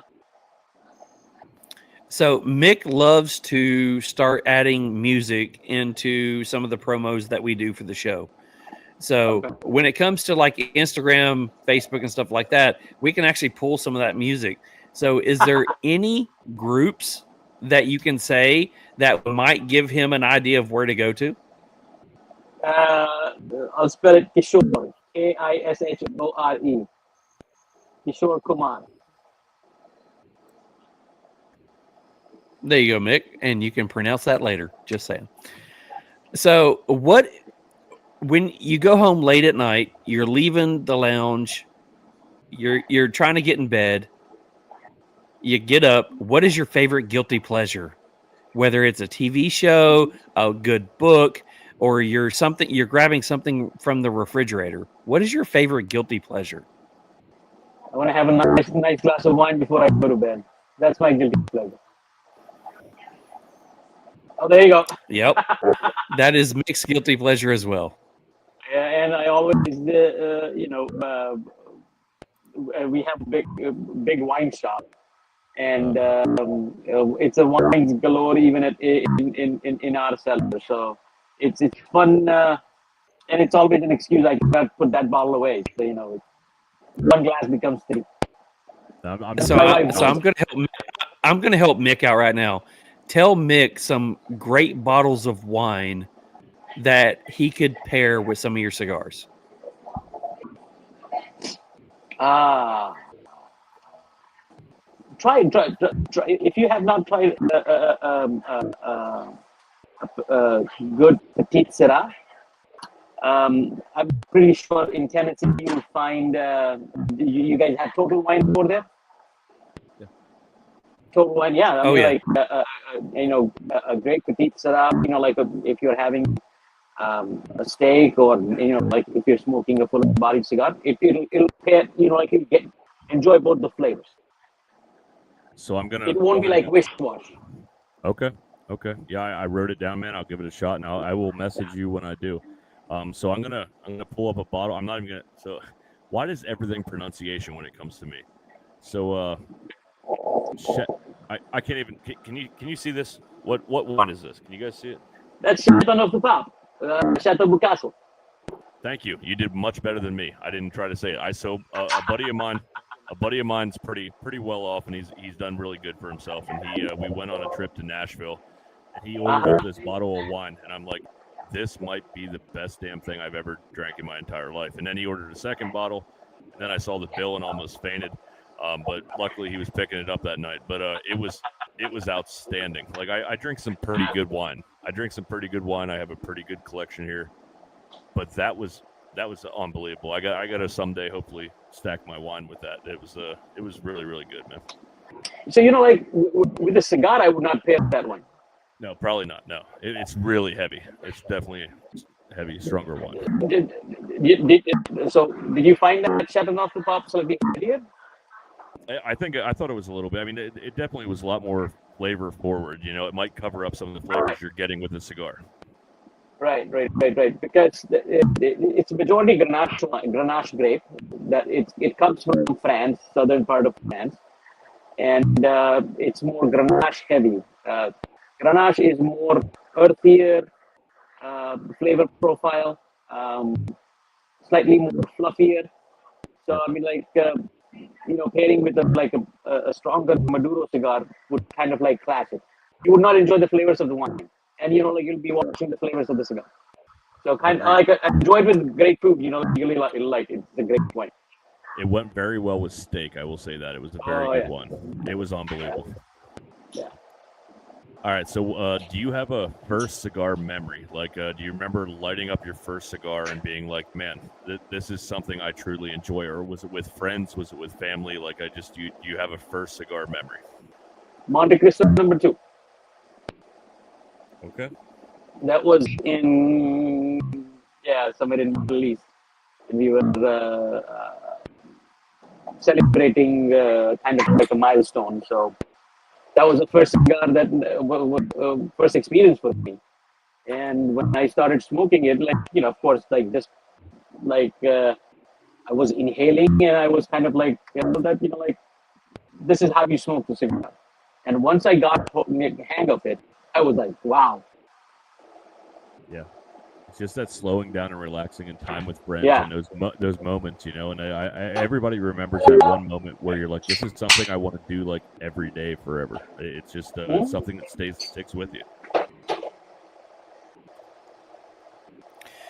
All right, so one of our watchers on here, one of our TriStar brothers, asked, or he says, "Give me a good bottle of Bordeaux." That's what he likes to drink. So, is there a Bordeaux that you like to drink with your cigars, or is there a Bordeaux that you would like to recommend to anybody? Oh, I'm not a wine drinker, so I know nothing about wine. So this is all French to me. Now, there are tons of really great Bordeaux. But with a cigar, no. No, not with the. I don't think so. I would pick a Bordeaux with a cigar, and if I want, I'm looking at a Lynch Bage that is popping right down, right on that shelf, and probably I would have that tonight. So which bottle is that? Say it again. Lynch Bage. Okay. All right, so question number 6. What is the one thing in your life that you're most proud of? My kids and my cigars. Yeah, I would say you should So probably this yeah. I was about to say, this is a chance that you get to be like all sappy and stuff. So tell us something about your kids, because as you know, we're all dads on here, majority girl dads for me and Mick. But what is something with your kids that you're most proud of? Man, so even till today, you know, like the shop has been here for 25 years, and the understanding, me and my wife both work here. We have a great staff that takes care of everything now. I'm totally left free with the cigar business, but they grew up in the back room. You know, like they were here for 5 hours, 6 hours. After school, we brought them here. They were sitting in the back, and not even till today, they would have, they complain. And the patience, the understanding, the appreciation of what we put, you know, are putting on the plate. I guess if I had that understanding, I would be a different person when I was growing. So from very blessed you, to have they're kids like that, yeah. Your kids from you are learning hard work and hustle. I hope, yes. I hope. Yeah. Well, I mean, you just got done saying what they were doing in life, and obviously they've learned a lot because they're doing well. So they're learning a lot of hard work and hustle from dad and mom. So good job on that one. All right, Mick, question number 7. All right. Question number 7. Do you have a hidden talent? No. Well, that was a No. quick answer. I thought you had something cool, like you could like juggle or something. He is a Bollywood dancer. He knows how to dance. Okay. Well, I don't know about that, but Can you break a little bit of that out for us? No? Probably not. not tonight. Okay. Not tonight. Maybe next time. He has not had enough wine to do that. Not yeah, exactly. There you go. All right, so question number 8. You started cigars pre-COVID. You struggled with health issues before COVID. You've had to deal with COVID, and now you're reintroducing your cigars over the last few years to the public. So going into any new cigar brand that's coming up now, because the boutique or craft world is so populated with new cigar brands, as somebody who's been through a lot, what advice would you give to a new cigar brand who is trying to break out on the market? Show your face. Show your face. Go to the retail stores. Understand what they are looking for. Try to be a part of what they're doing. Rather than selling a brand, try to be the part of the store or the establishment and show your face. That's the only one Get thing. out there with the public. Just get out there with the public, shake hands. Shake hands, go there, understand what they're looking for. You know, like, of course, for me, my cigars are the best. For you, if you're making cigars, you're 100%, maybe 300% to bring that cigar out. Finances, trial and error, losses here and there. But if you go and understand the retailer, that is, I guess, what he needs. What do you have that you can help him? That is the key. Absolutely. Yeah. Just being able to know your customer and know your base Yeah. is definitely a huge part of what we all do. It's you have to be able to have that relationship for sure. Yeah. So question number 9, my last question of the night. If you could have a cigar with anyone, dead or alive, who would it be and why? Oh my God. Yeah, quite a bit of people that are no longer with us. I would like to scratch brains. The late Senor Padron, and I would love to sit down and in the cigar world. I always enjoy. We have one retailer. He's been in the industry for 70 years, and it's just the knowledge that they share, the times they have seen, what comes, what goes. It's abundance of that thing that it's enjoying while smoking a cigar with them. Yeah, so. I love that. So, my last question.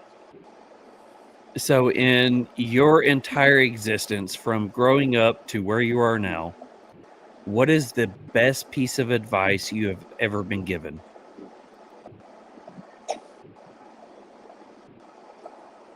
Shut up and listen.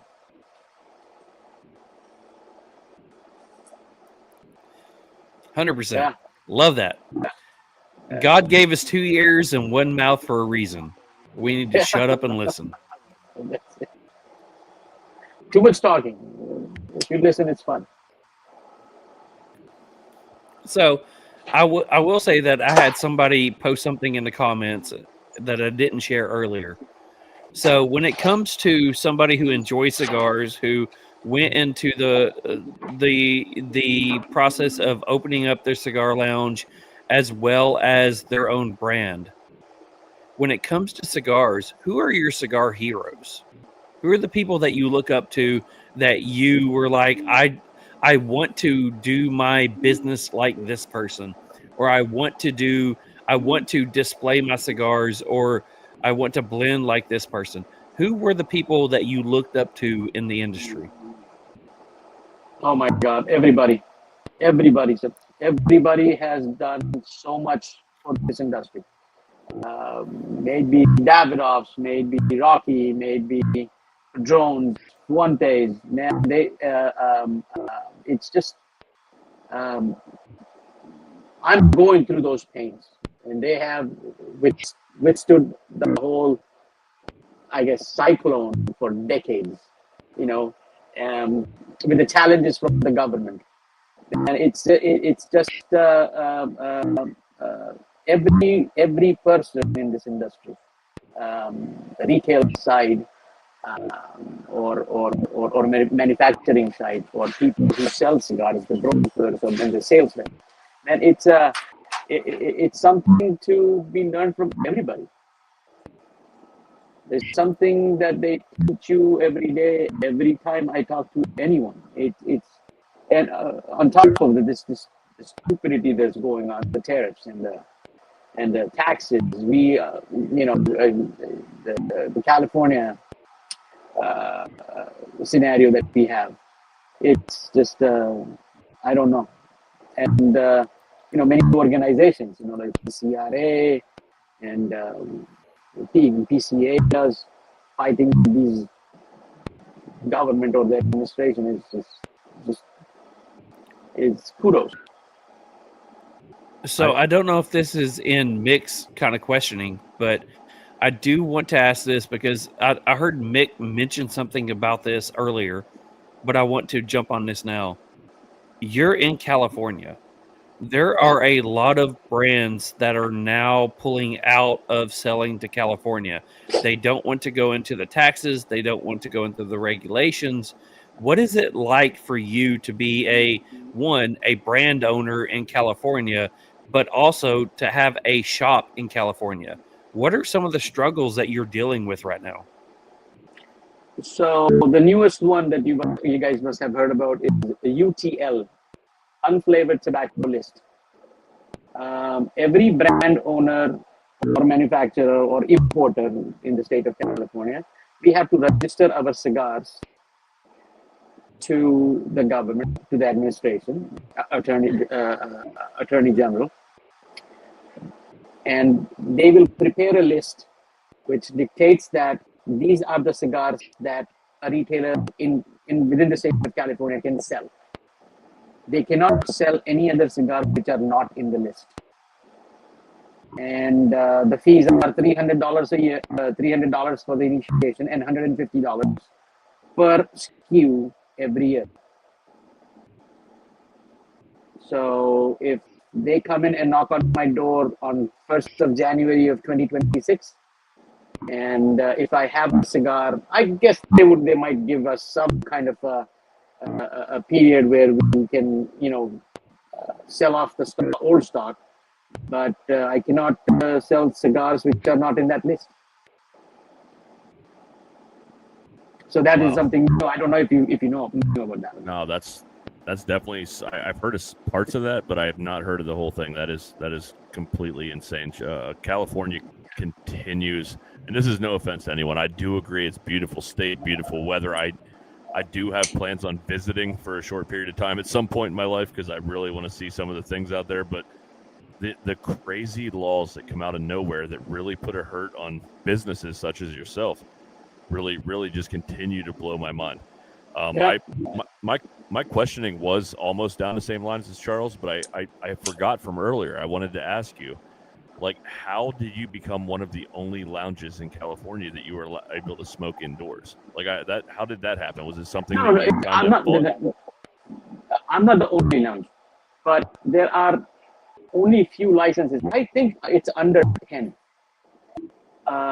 Crazy. Licenses still left, that we can serve alcohol and smoke cigars indoors, and we got grandfathered in, so we were fortunate for that. But right now they don't issue licenses like that, indoors or outdoors.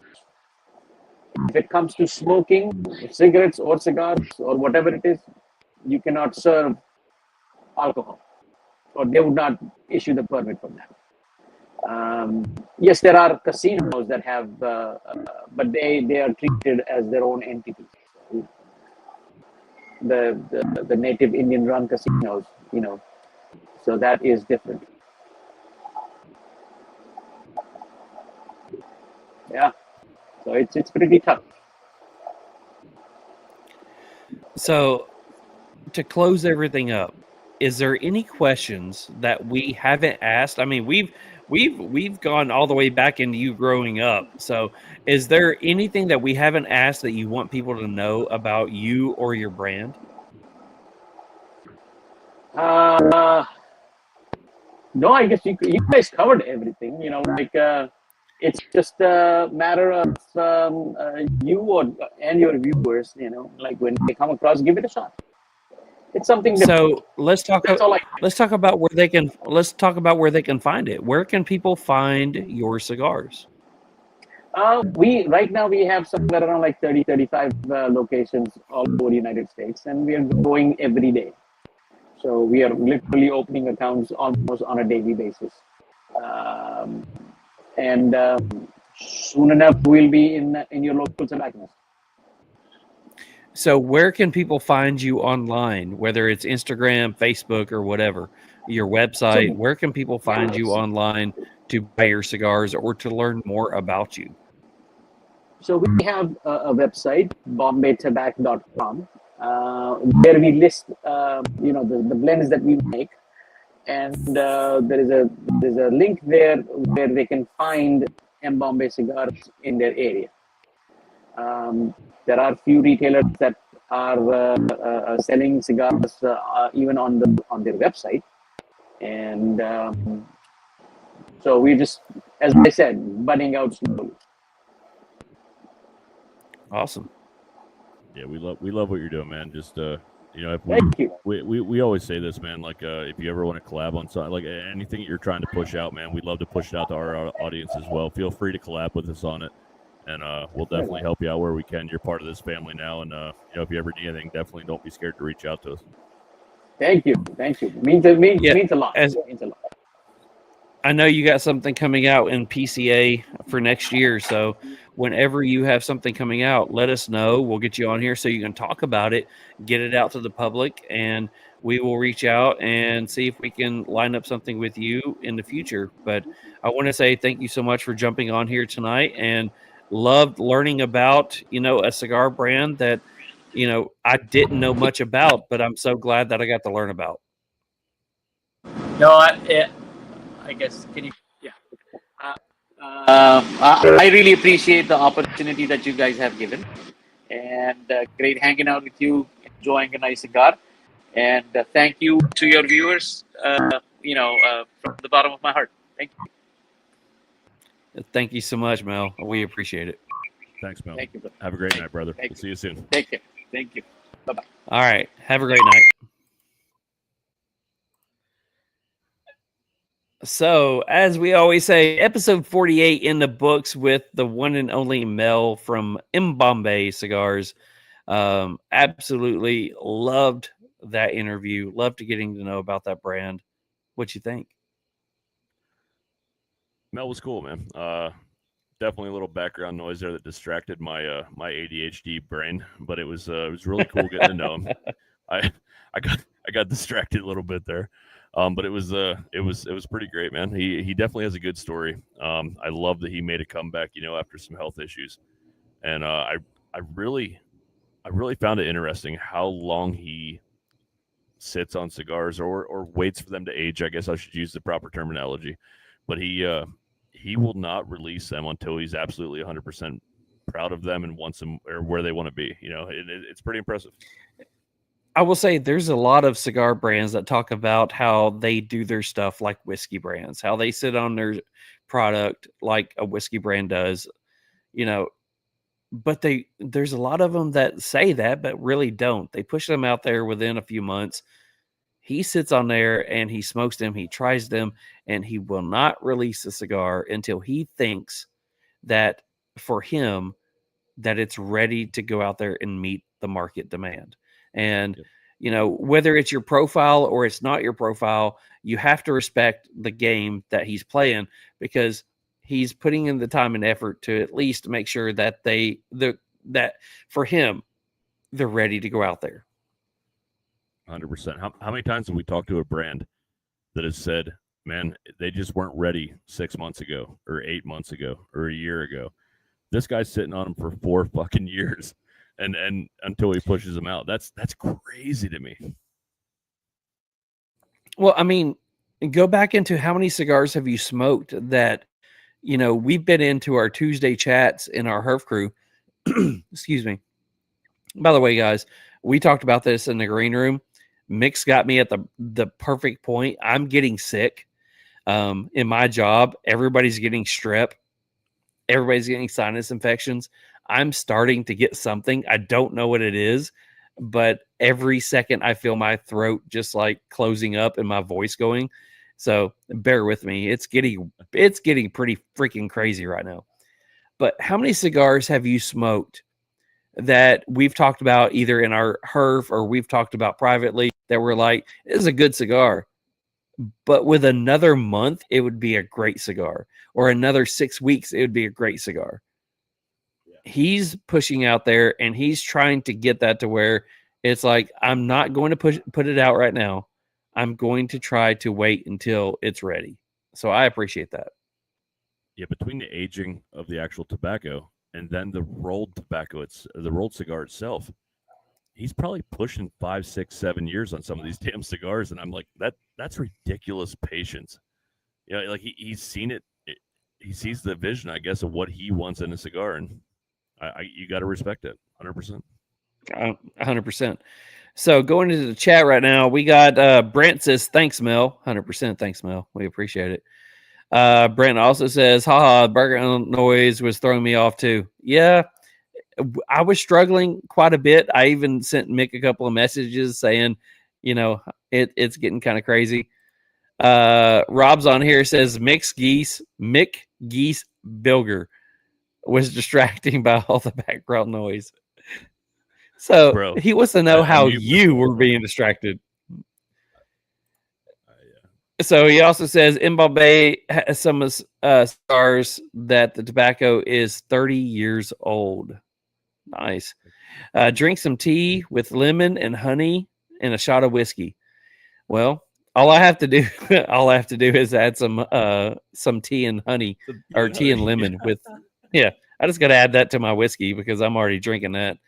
So MBombay has some cigars with 30. Didn't you just say that? I just read that. I'm gonna start calling you repeat. Calm down. So we do have a few things left to give away or to do tonight. We do have a cigar review to do. We do have 2 gift cards from Beer to how I did it again. You did it. It's been so many episodes. We do have 2 gift cards. Yeah, 2 gift cards to give away from Cigar Vault Oakdale. And we do have some Meanwhile in Memphis to go through tonight. So stick with us for a few more minutes. We will get this done and out of the way. Make sure you type in the hashtag RealSmoke. You have to be live to win, or you have to be alive to win. That would probably be preferred as well. Yeah. One of them. So, hey, wait, sorry, back up on that comment. Did it just say RealSmoke or did it say hashtag RealSmoke? He's going to be mad because he didn't win. Go back. Well, the first one he said Real Smoke, and then he came back with a hashtag Real Smoke. You're good, Frank. Get it right. You know how this is done. Calm down. Do the right thing. So hashtag Real Smoke over here again. So the next thing we got coming up. Say what? There's 3 people commenting. I said so. We had 3 people make it through the ADHD moment there. Like there's only like 3 people left with us, right? Yeah, we've got close to 20. So I did realize that we had a lot of people like that would jump on, jump off, and then looking in the comments going, oh my God, I can't do this. So we apologize. Not our fault. Wasn't us. So the next thing that we got coming up is a cigar review for the cigar. And we're going to get into that one. But first we need to hear from Cigar Army. But I will say, Cigar Army has something coming up really soon. They just started pushing it out for their Christmas, thing. So we do need to get. Hey Frank, I need to get some information on the Cigar Army new video Christmas. Yeah, we actually need to get them to do the first video. But if they get me some information, I'll go ahead and write a script for it. And I'll go ahead and play it for that one. But tonight's review is brought to you by Cigar Army. Tonight's cigar review is proudly sponsored by Cigar Army. The Cigar Army is a community brought together by their shared love of cigars, but bonded by something much deeper, their mission to give back to those in need. Through Operation Give Back, they honor the courage and dedication of our military and first responders, both active and retired. Their bravery and selflessness make the freedoms we enjoy possible, including this very moment to sit here, share a cigar, and connect with our Real Smoke audience. Every puff carries a story, Every draw is a tribute to their sacrifices. This isn't just about cigars, it's about gratitude, about compassion, and about giving back to the heroes who shaped our lives. Join them in the mission to make a difference, one cigar at a time.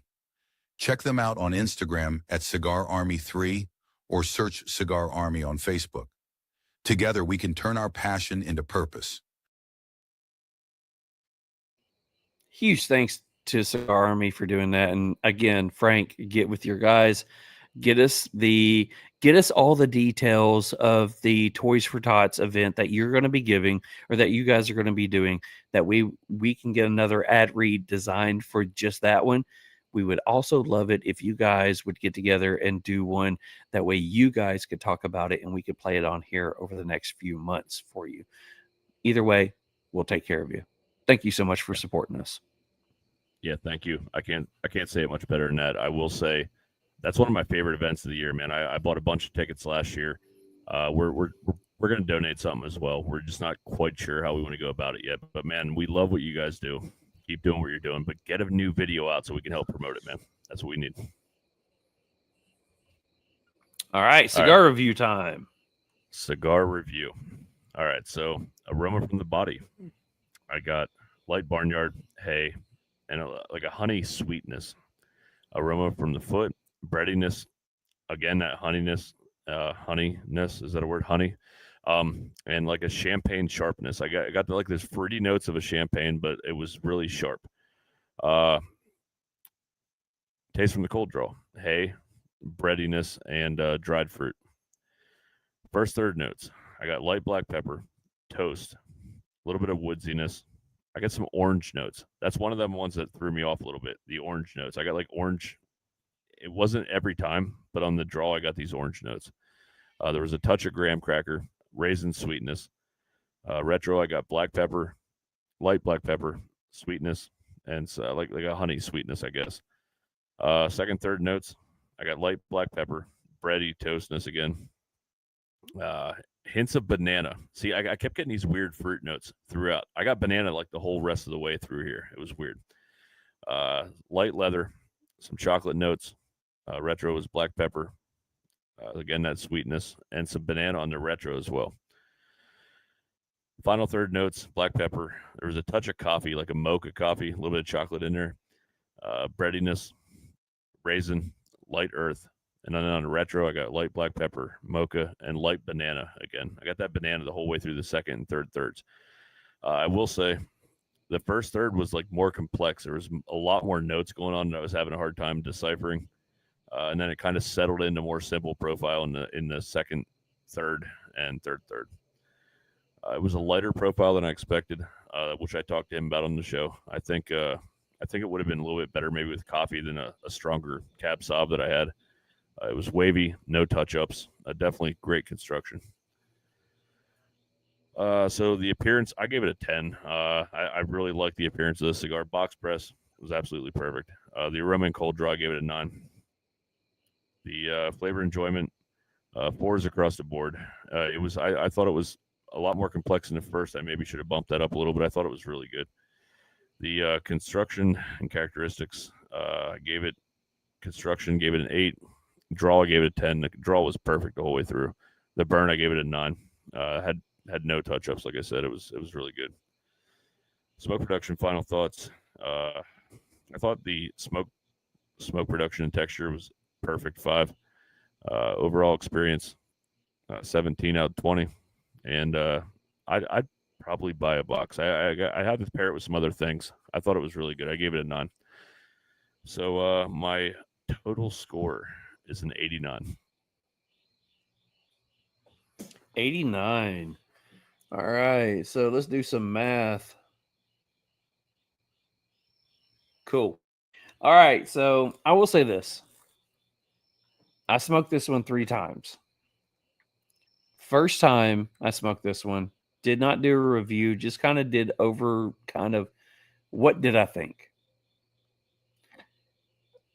My overall thought for this cigar kind of comes into my entire score. I thought it was a decent cigar, not my palate. It wasn't something it was something that I'm not saying that is a bad cigar, just not for me. Second time I smoked it, I got a lot of bitter notes out of it. So if I said that out of a 10, the first time I smoked it, it probably would have been around 8. The second time I smoked it probably would have been around a 5, because I had a lot of arid smoke texture, a lot of bitter notes that I did not enjoy. So I would have given it about a 5. So the first time I smoked it was pretty much plain. Second time I smoked it was probably with water and coffee. The third time I smoked it was tonight. I actually bumped up the score a little bit from what I scored it the second time, because I was drinking or smoking it with whiskey. And as I said in the podcast, whiskey helped. Just the flavor notes from the whiskey. I found that the cigar needed something sweet to back it up. It needed something that was less harsh, something that had more body to it to back it up. And everything that I had paired it with before, whether it was coffee, water, whatever, was not doing it. When I paired it with a whiskey, every whiskey that I pair a cigar with is straight 100 proof. Same whiskey every time. That way I always get something, I always get to understand what the cigar is. I will say this final time was the best that I've enjoyed it. There's something about the notes of the 100 proof whiskey that I was drinking that actually helped it out a lot. It helped round it out a lot. So I'll just say that real quick. So aroma off the body, manure, chocolate, aroma off the foot, sweet tobacco raisins, aroma off the cold draw, tobacco, sweet fruit. First third notes on the light, notes of cedar, slight cocoa, and wood into the first third. Notes of cedar, bready, followed by a slight chocolate and a slight floral note. The retro is cedar, cocoa powder, and a slight white pepper. Draw is slightly snug. Burn is wavy, but no corrections. Ash is flaky and a little messy. Finish is slightly sweet, but dry. Smoke is okay, medium strength. Into the second third, notes of chocolate nuts and a sweet cream. The retro is chocolate, walnut, cedar, and baking spice. Draw is opened up a bit. Smoke is thick and chewy, but still leaving a slight tart note and a dry finish. Burn has gotten better, but still a messy ash. Strength is still about a medium. In the final third notes, the cigar has fallen off a lot for me. Lots of tart, bitter notes, black coffee, dried walnut, woody, oak tannins. The retro is coffee, oak, and slight pepper. Smoke is dry, leaving an arid, bitter note on the palate. Burn is better and straight. Ash is still messy, and strength is still a medium. So I did, bump up my scores just a little bit. Pre-light experience, I gave it an 18 out of 20. Flavor enjoyment, gave it a 13 out of 15. Smoke construction characteristics, gave it a 9 across the board, so 27 out of 30. Final thoughts, smoke production and texture, gave it a 4 out of 5. Overall experience, gave it a 17 out of 20. And would I smoke it again? I had it at occasionally. After this one, if I was pairing it with something good to drink, I would add it to my rotation. So I gave it an 8 out of 10. That brings me to an 87. So you take your 89 and add it to my 87. That gives us an 88 from the Real Smoke podcast. So not bad. So we pretty much got split down the board. You were one higher, I was one lower. So we do have,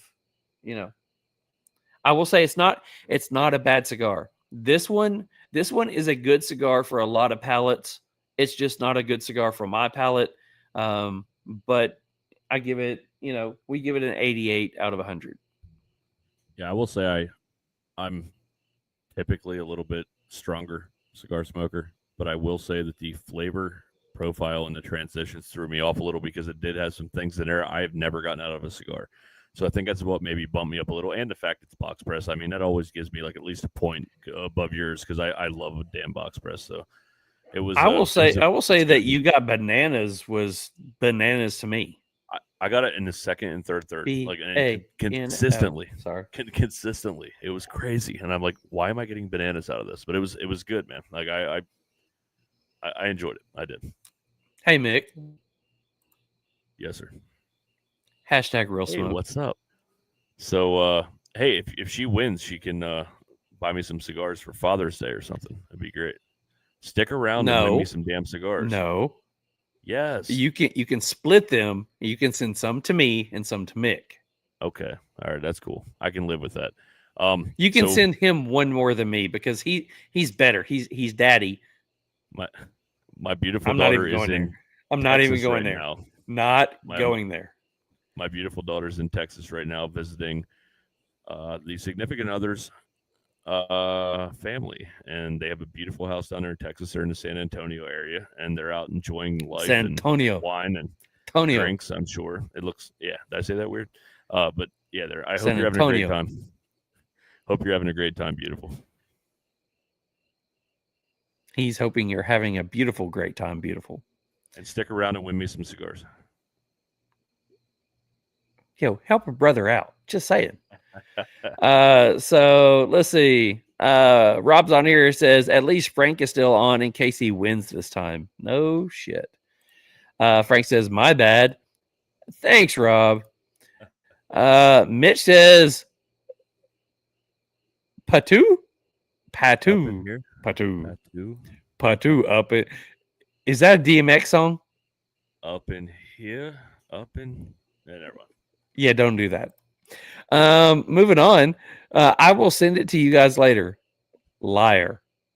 Pants on fire. How about those, Matt? Thanks, guys. Oh, hush. How about those Cubs? Same. I got carbonated orange note. Oh, wow. So Brent had the cigar, and he got carbonated orange notes.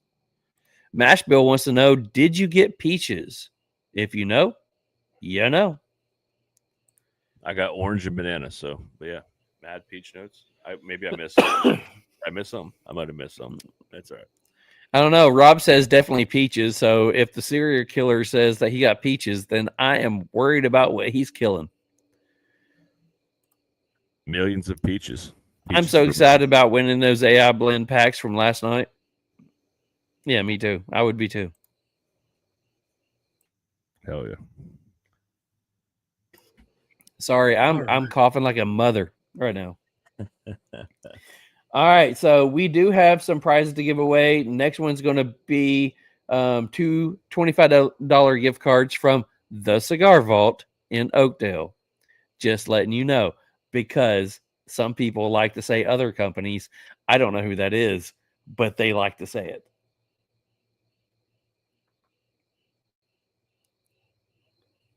Who Maybe says I missed something. I don't know. Okay. Oh, I just some people do shit they say stuff that's weird. So our prizes tonight are sponsored by Brooders. They are one of our newer sponsors. So let's hear from Brooders. By the way, Mick just happened to say, I need to take the voice off of this one and put it with Cigar Army. I'm not throwing you under the bus, just saying. Listen up, her feds. If your cutter feels like a toy and your gear's got no soul, it's time to level up. Bruder Cigar Accessories. 100% American-made. Veteran-owned, built like a tank, passed down like a rifle. This ain't mass-produced junk. It's the Heirloom Collection. Precision-built with Grade 5 titanium, magnetic steel blades, magnetic action, and inlay so clean they'll make your humidor blush. Check out the Heirloom Ambassador, a semi-custom, raw titanium, anodized finished cutter with exotic woods like Purple Heart and Bolivian Rosewood. Or the Heirloom Elite, a fully customizable cutter with Cerakote, abalone, two-tone layouts, every detail dialed in. Each piece is serialized, built with pride, made to outlive you. So if you're tired of plastic cutters and flimsy lighters, go check out Brooders. Hit their website. Get something that matches your smoke game. Brutus, where legacy meets grit. Just saying. It's great, man. It's great. I love the voice on that one.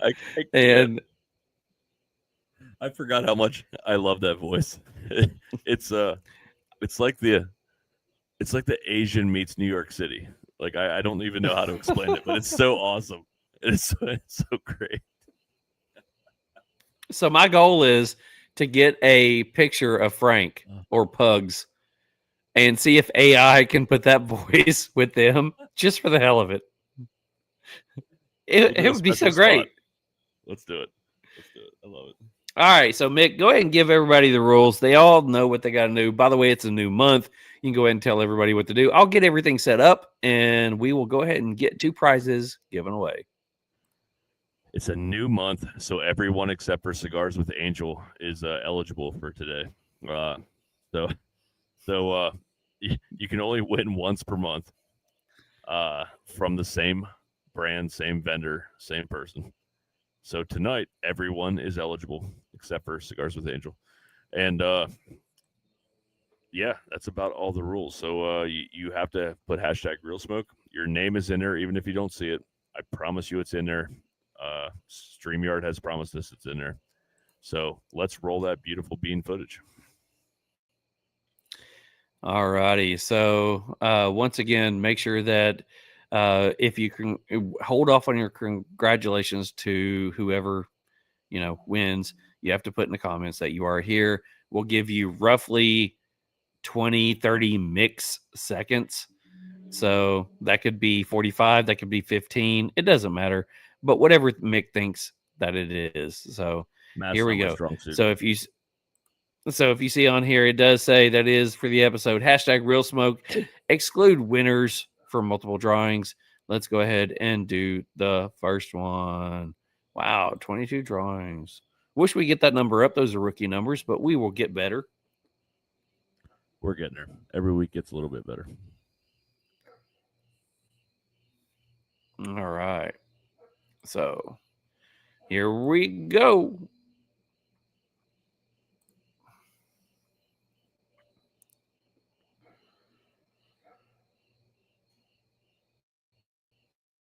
Homer, are you still on here?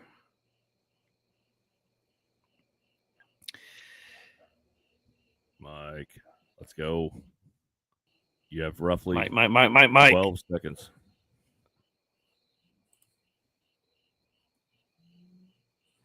Mikey says he is here. Oh, Brother my Mike. goodness. Welcome back, brother. All right, so you got a $25 gift card from not Beard Apothecary, but it is Cigar Vault. So congratulations to that shit. Congratulations, Mike. I do gotta say, while we got a little bit of dead air time here, one of my favorite brands, I'll talk to you offline. Not gonna say it. I have the world's tightest draw. I've done a draw enhancer on it. I V-cut it twice. And I still can barely get a draw off this thing. I'm so disappointed because the cigar is so good. So I'll hit you up offline. But just had to say it. So I will say this.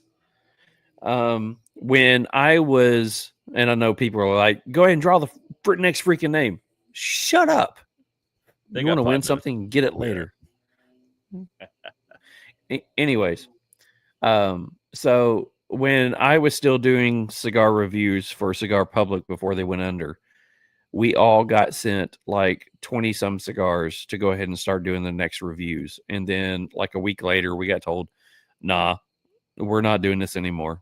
And it kind of broke my heart because I put 2 years, 3 years into something that just completely was mismanaged. It really was. Yeah, 100%. But when I come on here every night and you see me smoking or lighting up that next cigar, it's one of the blinded cigars that we were given.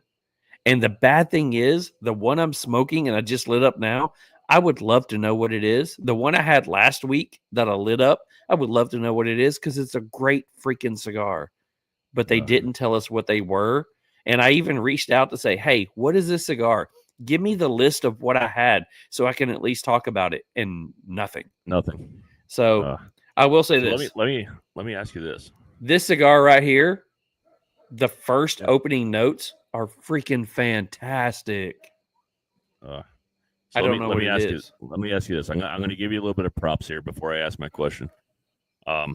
If any of you guys have not read Charles's articles, this fucker can write. Like his articles were awesome. I read them every week. Everybody did a very good job on there, and we know we've come to know quite a few of the people that wrote on there, mainly me through Charles, but those guys did a great job of writing and really explaining what's out there. But is Cigar Public still up, like as a website? Gone. I haven't. So like all of your articles are just gone. I don't know if they're gone. I have all of them on my computer. My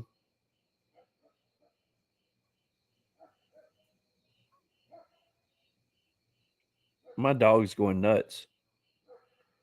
So if you pull up Cigar Public right now, I have no idea if it's still on there because my phone is having a hard time finding it. So I don't know if it's on there, but all the finished product that I've done is gone. But there is a good chance. It's saying that Cigar Public may not be active anymore. So there is a good chance. My God, I put so many articles out there. I know. Spent so many. I know. There is a good chance that whether it's going under Real Smoke or it's going under me personally, but there's a good chance that there is a website coming up in 2026 that not only backs Real Smoke, but does archive the articles that I posted on there. And we'll probably go ahead and start doing new articles for 2026 because I miss writing. When it came to, it was one of the things when we would do the monthly talks with all the Cigar Public people, that when the average article was getting 400 and 500 views, mine was getting 10 to 12,000 views. Yeah. My articles were 100 times more views than most. And I took pride in that. I would spend days on writing and editing articles to go on there. And even when we had the meetings, the owner of the company would look on there, and the first time that he looked at it, he said, these numbers have to be wrong. And when they did the research, the numbers were not wrong. An average article was getting 300 to 400 or 500 views. Mine was getting in the tens of thousands of views. I miss doing that. So there's a good chance in 2026, if I get back to it, that it will go under a different platform. It'll either go under like the Smoke and Oak platform, or we'll start something for Real Smoke, and that I'll put it on there. So yeah, not just because you're my partner, man, and one of my best friends, man. Like I will honestly say that your writing is some of the best I've read, man. Like I read your articles, and if you guys missed out on them, stay tuned because it's some good stuff. Cigar Public is no longer online. So Josephus says on here really quickly, he says, I would love to write your publication, whatever you all figure out. Hey, if we end up doing something for Real Smoke, yeah, we may do something to where we write out that, hey, just send us some stuff and we'll put it out there. Hell, we might. Josephus is damn good at what he writes up to. He really is. He's freaking hilarious. It's a good time. So check him out if you guys aren't following him. Rob says, I can do articles for you on how to dispose of a body. And we just got canceled. Just saying. All right, so we got one more giveaway to do. Let's go ahead and spin this one. Yep, let's go ahead and spin that one. Draw again. So this is going for the second $25 gift card to the Cigar Vault Oakdale, because other people like to say other companies. Tony. Back it up, Tony. Tony. Is that new one? Is it Tony? No, that's Terry. Sorry. I think it's a new one. What up, Terry? Tony. I'm excited. Tony. Are you still on? We've been going on a little bit longer. So is Tony. It Tony? Tony or Tony? Tony or Tony? No? No joke there? Okay. It's Tony. Tony. Kylie, you had Mr. one Tony. job. Kylie, you had one job. What is going on? You didn't win. Well, if Tony does not get on here, then, Now I'm kind of hoping Kylie doesn't win because everybody's going to say I rigged it. But Tony's not here. John. So Cigars with Angel says, talking to John right now to do a $100 gift certificate. Yeah, if you can get John to do a $100 gift certificate, hell yeah, do it. But that's not going to happen. Just saying. Tony is on here. Tony. Is that Tony's real face? That's what I need to know. Is that like a real face? Is it? I can't really tell. Can we make that bigger? That's what she said. That's what she said. So, Tony, first time I've seen you on here. You may have been watching before. Where are you from? Where are you watching from? Give us all the deets. Kai says, been waiting around. Thank you. Much love. I hope you're having a great time, girl. Hey, so Tony. Hey, Kai. Just real quick. Hey, Kai. So if you would have won, would you at least bought me one cigar? Just asking. Just asking. Come on, Kai. Would you have done that? At least one? You know she would have. Get rid of you. Rob says, get rid of yours first. Nope. Okay. Tony says New York. He's got... So do you sound like the last ad that we read? I'm just sorry. Mick told me to do that. Mick said so. New York City. Is that okay? Do y'all make that paste picante sauce out there? That's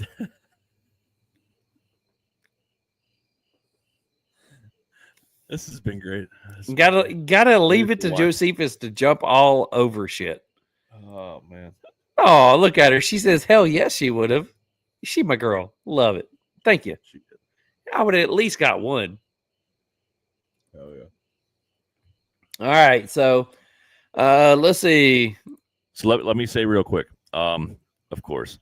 So let me say, Tony, I'm pretty sure you know, but please send the podcast page or the Real Minutes page your name, mailing address, phone number, email address, and a urine sample if you have it handy, and we'll get that Cigar Vault thing sent to you probably tonight, maybe tomorrow morning, but it'll be sent to you soon. It gets applied at checkout. People get angry at this because it doesn't look like it shows up, but it'll be freaking patient. Yeah, everything's good. Yeah, some people get a little upset when they can't figure out why it hasn't been applied when it's in their shopping cart. Go check out. Yeah. Just go check out. So, yeah. Anyways.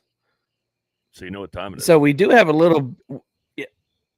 Is it time for me while in Memphis? I think it is. All right. So Meanwhile in Memphis is brought to you by our lovely family over at Haze Cigars. Some carry their story in their hands. Others roll it into every leaf. Born from service, forged in loyalty, built on brotherhood. This isn't just another cigar. This is Haze Gray veteran-owned, battle-tested, crafted to honor those who served. And the bonds that never break. From the flight deck to your lounge. Haze Gray Cigars brings the experience to you. Strength, camaraderie, tradition. Haze Gray Cigars, we got your sticks.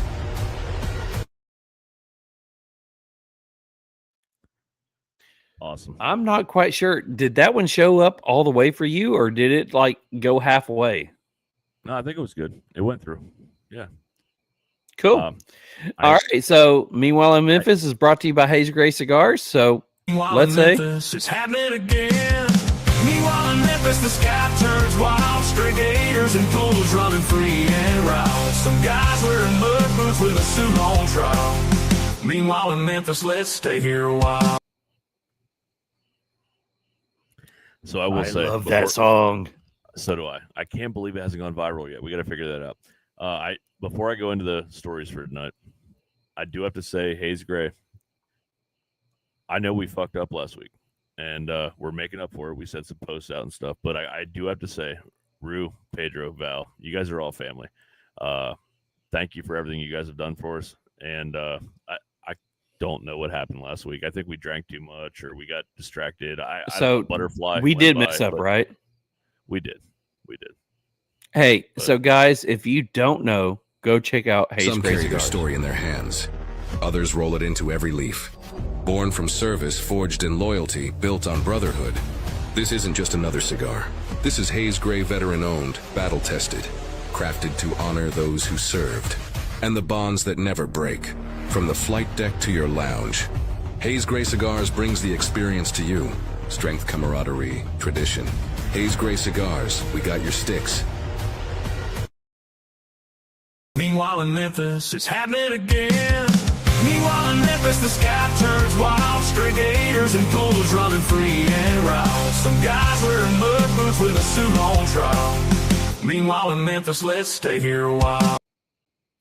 So we missed it last week. You know what? I'm the freaking programmer for this one. I'll play it twice this week. So you know what? Y'all just gotta sit back and like it. So hush. Yeah. Go check out Haze Gray Cigars.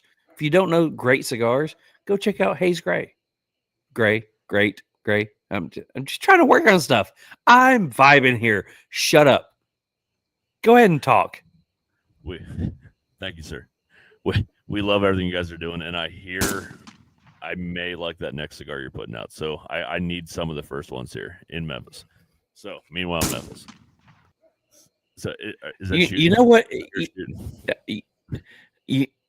I love the Meanwhile in Memphis song, but you know what other sound makes me think of Meanwhile in Memphis? Every day. Yeah. Just saying. Every day.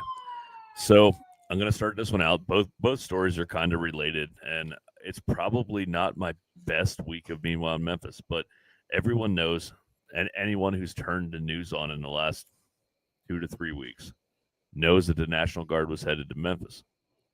The National Guard hit Memphis about 3 or 4 days ago.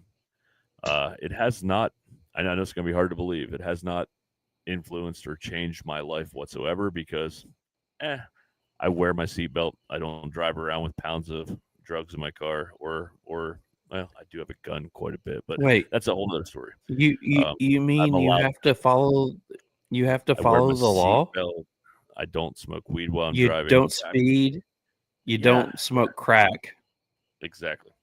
So all these stories. So here's the funny part. I really don't have any crazy. How do you not get in trouble? I know. So I don't really have any crazy weird stories like I usually do because I think people are kind of watching their P's and Q's this week. So the first story. But isn't that what it's for? Yes, I know. And people still have mixed opinions. Wait till you get to the second story. It's going to be good. So that's what she said. That's right. That's what she said. Memphis Safe Task Force arrests 53 and seizes 20 illegal firearms in the first 48 hours for AG Bondi. Amid the National Guard and dozens of other agencies' arrival in Memphis this week, a state senator is questioning the legal authority of their deployment.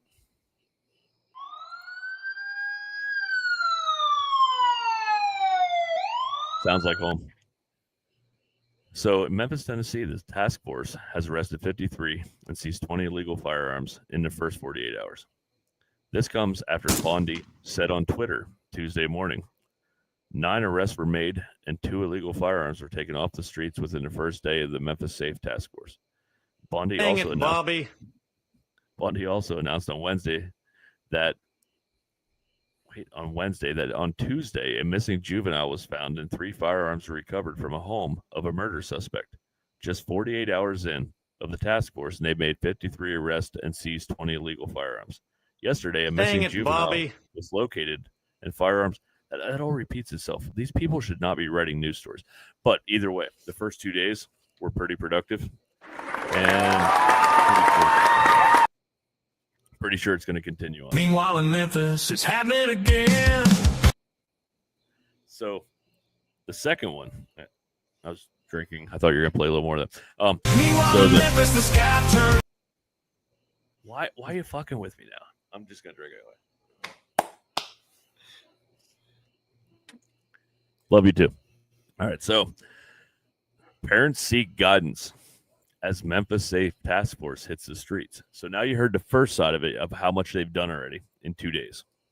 Then they had a parents meeting to seek guidance on how they should talk to their children about this. So this is the interesting one. That's what she said. That's what she said. That's what she said. That's what Memphis, Tennessee.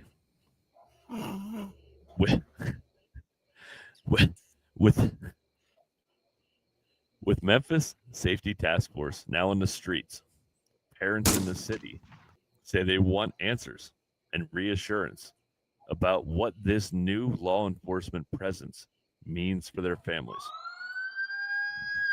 That's what it means.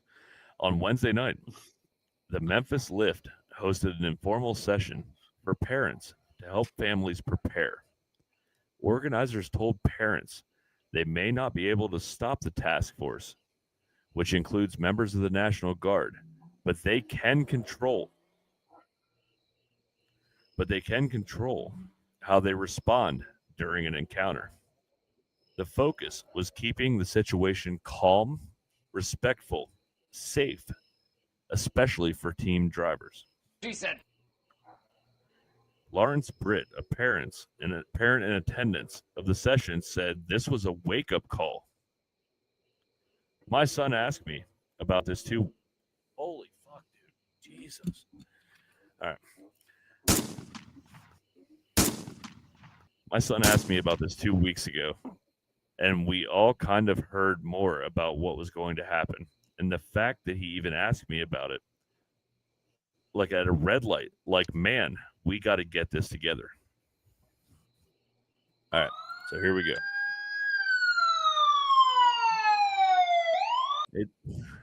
Inside the meeting, advocates walk families through real-life scenarios, from traffic stops to protests, to starting the preparation and prevention that can save lives.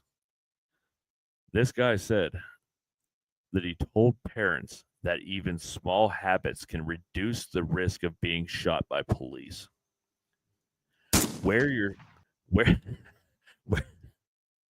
seatbelt.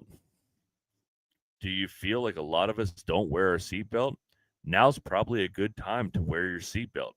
Put on your seatbelt before getting pulled over. Dang it, Bobby.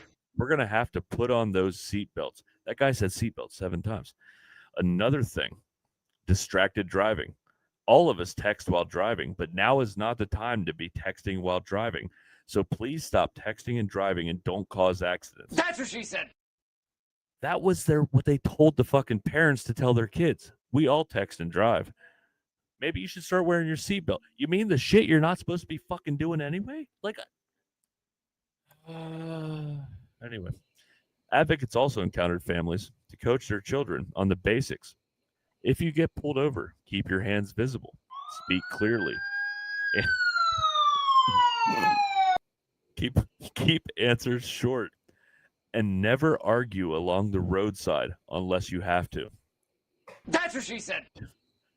He also added that awareness rights is equally important. Know your rights. Know the law. Know what you can and can't do. That's what's going to keep us safe in this community. So wear your seatbelt. Wear your seatbelt. Stop texting and driving. Don't have drugs in your car. And don't have your gun anywhere that they can find it.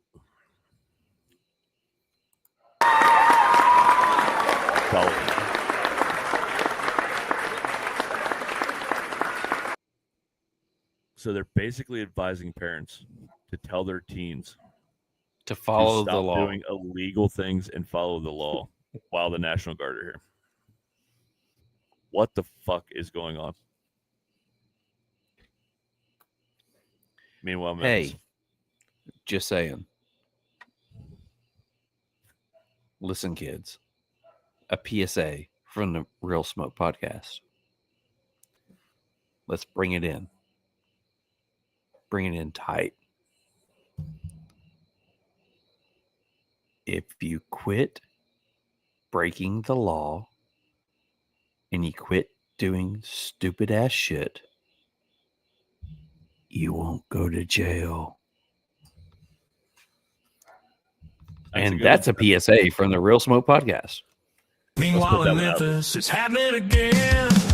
Meanwhile in Memphis, the sky turns wild. Stray gators and bulls running free and wild. Some guys wearing mud boots with a suit on trial. Meanwhile in Memphis, let's stay here a while.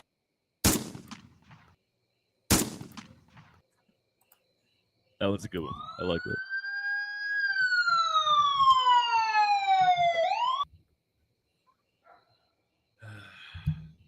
Just saying. Yeah, I don't have a whole lot more to add to that, man. It's crazy. Like, just follow the law. So let's go ahead and close up with some chat stuff on here. If you got anything else to say, go ahead and put it in the chat right now. I'm going to go ahead and start reading these off before we close out. What do we got? Mashville says, at Rob Cigars are get rid of your first. Okay, never mind. New York City, Pace Picante. Hell yes. Okay. And use Real Smoke for 10% off. Oh, yeah. Yeah. Mick, one of these days, someone is going to send you a urine sample. Just saying. You do know, you know who's going to send it to you, right? Probably Josephus. Josephus is going to be the one that's going to send you a urine sample. And I'm going to take pictures with it, and we're going to post it. It's going to be fun.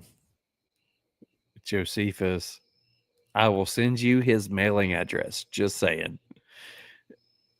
Damn it, Charles. Mick can barely pronounce words, and now you're purposely distracting him. You're a gem. Yeah, I know. Just there's a few sounds on here that came up, and just trying to figure out if he would like break character or not, and found out that he did. I loved it. A little. Gonna have fun with it. There's gonna be more of it. Finally made it to a live and almost over. Fudge. Bear M. Hey, Bear M. Does that mean like bear meat, bear mom, bear MILF? What does Bear M stand for? And where are you from? And welcome. Bear it's the M. end of the show. He's on a cross rock. I mean, so I'm trying to decipher the M. Bear M. I don't know. Bear meat. Bear motorcycle. Bear meat. I got it. Bear motorcycle. There it is. Bear motorboat. I'm just saying. Yeah, you showed up at the last moments. We're closing out everything. I know it's not 4 hours, but we're doing it. He says used to be Bear Moto. All right, so Bear Moto. Where are you from, Bear Moto? Shut up, Mick. I got it. I know everything. I'm Mick. I take my wins where I can, brother. I don't get many. Yeah, I get that one. I would have too. Hey, Mick, can you tell us the blend on tonight's cigar? Yes, Mick can read the blend of tonight's cigar. Tonight's cigar is. Give me a second. All right, Mick. So, what are we smoking tonight? Tonight is the Brazilian fuck you and the Ecuadorian HVA fuck you. And the Dominican, fuck you, 84 Visa, and the Dominican HVA, fuck you, Liegro. And then we go to the Ecuadorian, fuck you, 98 Visa. And then the Paraguayan hybrid, Habano, 2000 Visa. And then the Peruvian hybrid, Habano. I hope I pronounced all them words correctly, so you guys can all hear. So, what was the cigar that we were smoking? It was the Guy something. Got that last one. Guy something. Do me a favor, just help me out. Yeah. Say Ligero. Ligero. That's instead of Ligero, the G is an H. Ligero. Oh, I think I said that earlier, didn't I? Nope. Do I go back and listen? Nope. To Yep. I said Ligero. Yep. I know it's Ligero. Every time. Ah, fuck. So that's where the fuck you came in to everybody. I get it. They love your pronunciation. So Bear Meat says Spring Hill, Florida. And Bear Milf says NJ. So don't mind Christy. She's had a long day. Okay. So Cigars with Christy says, here she comes. Well, if she is, enjoy it. And why are you on here? Just say. We love you both. I mean, if here she comes, if you're on here while that's happening, you probably have your priority somewhere else. Just say. Just say. Well done, Angel. Anyway, well done. At least you have. At least she's not lying about it. True story. She is. Can you say where to send my information again, please? Sure. Preferably to the Real Smoke podcast page. It's RealSmoke_pod on Instagram. Just send me your information on there, DM, and I'll take care of you. If I need anything else, I'll give you a shout. All right, so guys, if there's no other comments on here or anything else anybody wants to ask or say, we're going to close it out for tonight. So I will say a brand that I did not know much about. I did enjoy getting to learn about Mel and, his coming ups in the cigar industry. I do appreciate that. Had a great time. Got to learn some good stuff. It's not one of our higher score cigars, but I will say it's still a good score cigar. So just because it's not my profile, if you're somebody who follows us and you know what my profile is, or being analyzed on Cigar Dudes podcast last week, they really analyzed my profile really. I would love for him to get on here and do that to you. That would be great.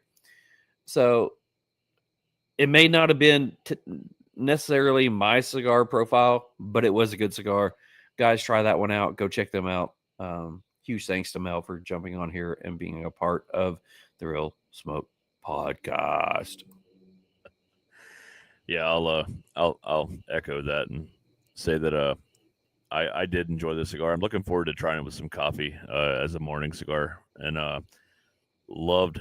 I think he puts a lot of time and effort into aging, and really, I love the meticulousness of what he does, and really How cool the hell guest. can you say that word and you can't say the other words? It's reading, and I get nervous and shit happens. So Gotcha. Yeah, Cool. It is what it is. Love you. Yeah. Love you too, buddy. But no, I did enjoy him. I wish our ADHD didn't kick in and the background noise didn't throw us all off. But I hope everyone enjoyed the show. It was a good interview again, man. And Mel is a really great dude, and I really hope I can get out there someday and actually sit down and have a cigar with him. He's a really great dude. I love what he's doing, and I love how much he pushes for what he's trying to do. So, awesome. Man, I hope everybody enjoyed the show. Take time this week, smoke a cigar with someone you love, and that's all I got, brother. All right. So we do have an event coming up. TriStar Herb Crew does have an event coming up in Murfreesboro on, was it the 11th? The 11th in Murfreesboro. Yeah, next Saturday at the Humidor. Next Wednesday or Thursday, we are Cavalier Cigars is debuting the TriStar Herb Crew Trace Australis cigar. It is the cigar for the TriStar Herb Crew, made at the factory that all the Cavalier cigars are made in. So if you want to jump in and go visit them on that date, you're more than welcome to. We are also going to be enjoying that cigar and talking about that cigar on next Saturday at the Humidor in Murfreesboro. So if you guys want to jump out there and you want to come out, hang out with us, it is a TriStar event, but it is also open to anybody who enjoys cigars.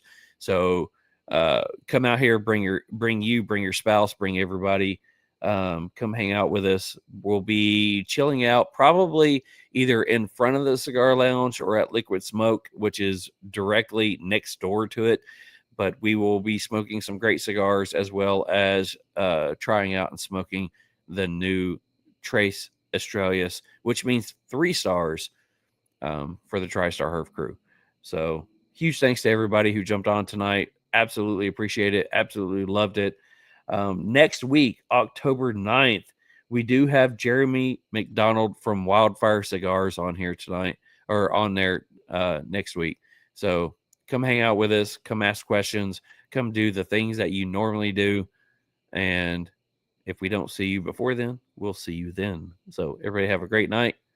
Absolutely love the show. Peace.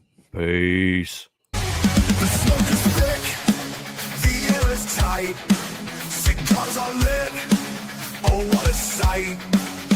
Pour the whiskey, tequila too, this one's for Mick and Charles and you. Thank you for tuning in. The Real Smoke Podcast makes us all grin. You light us up, you keep us strong. Cheers to you, we raise the song.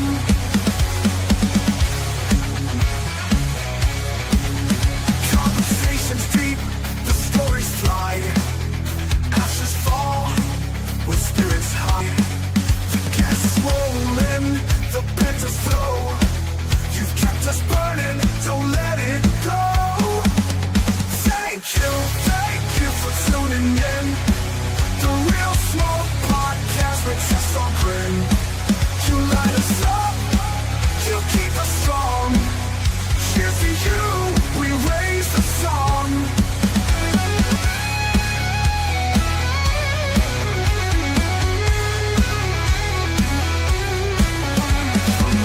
From the flame to the end of the night, you're part of the glow, you're part of the light. Mick and Charles with the laugh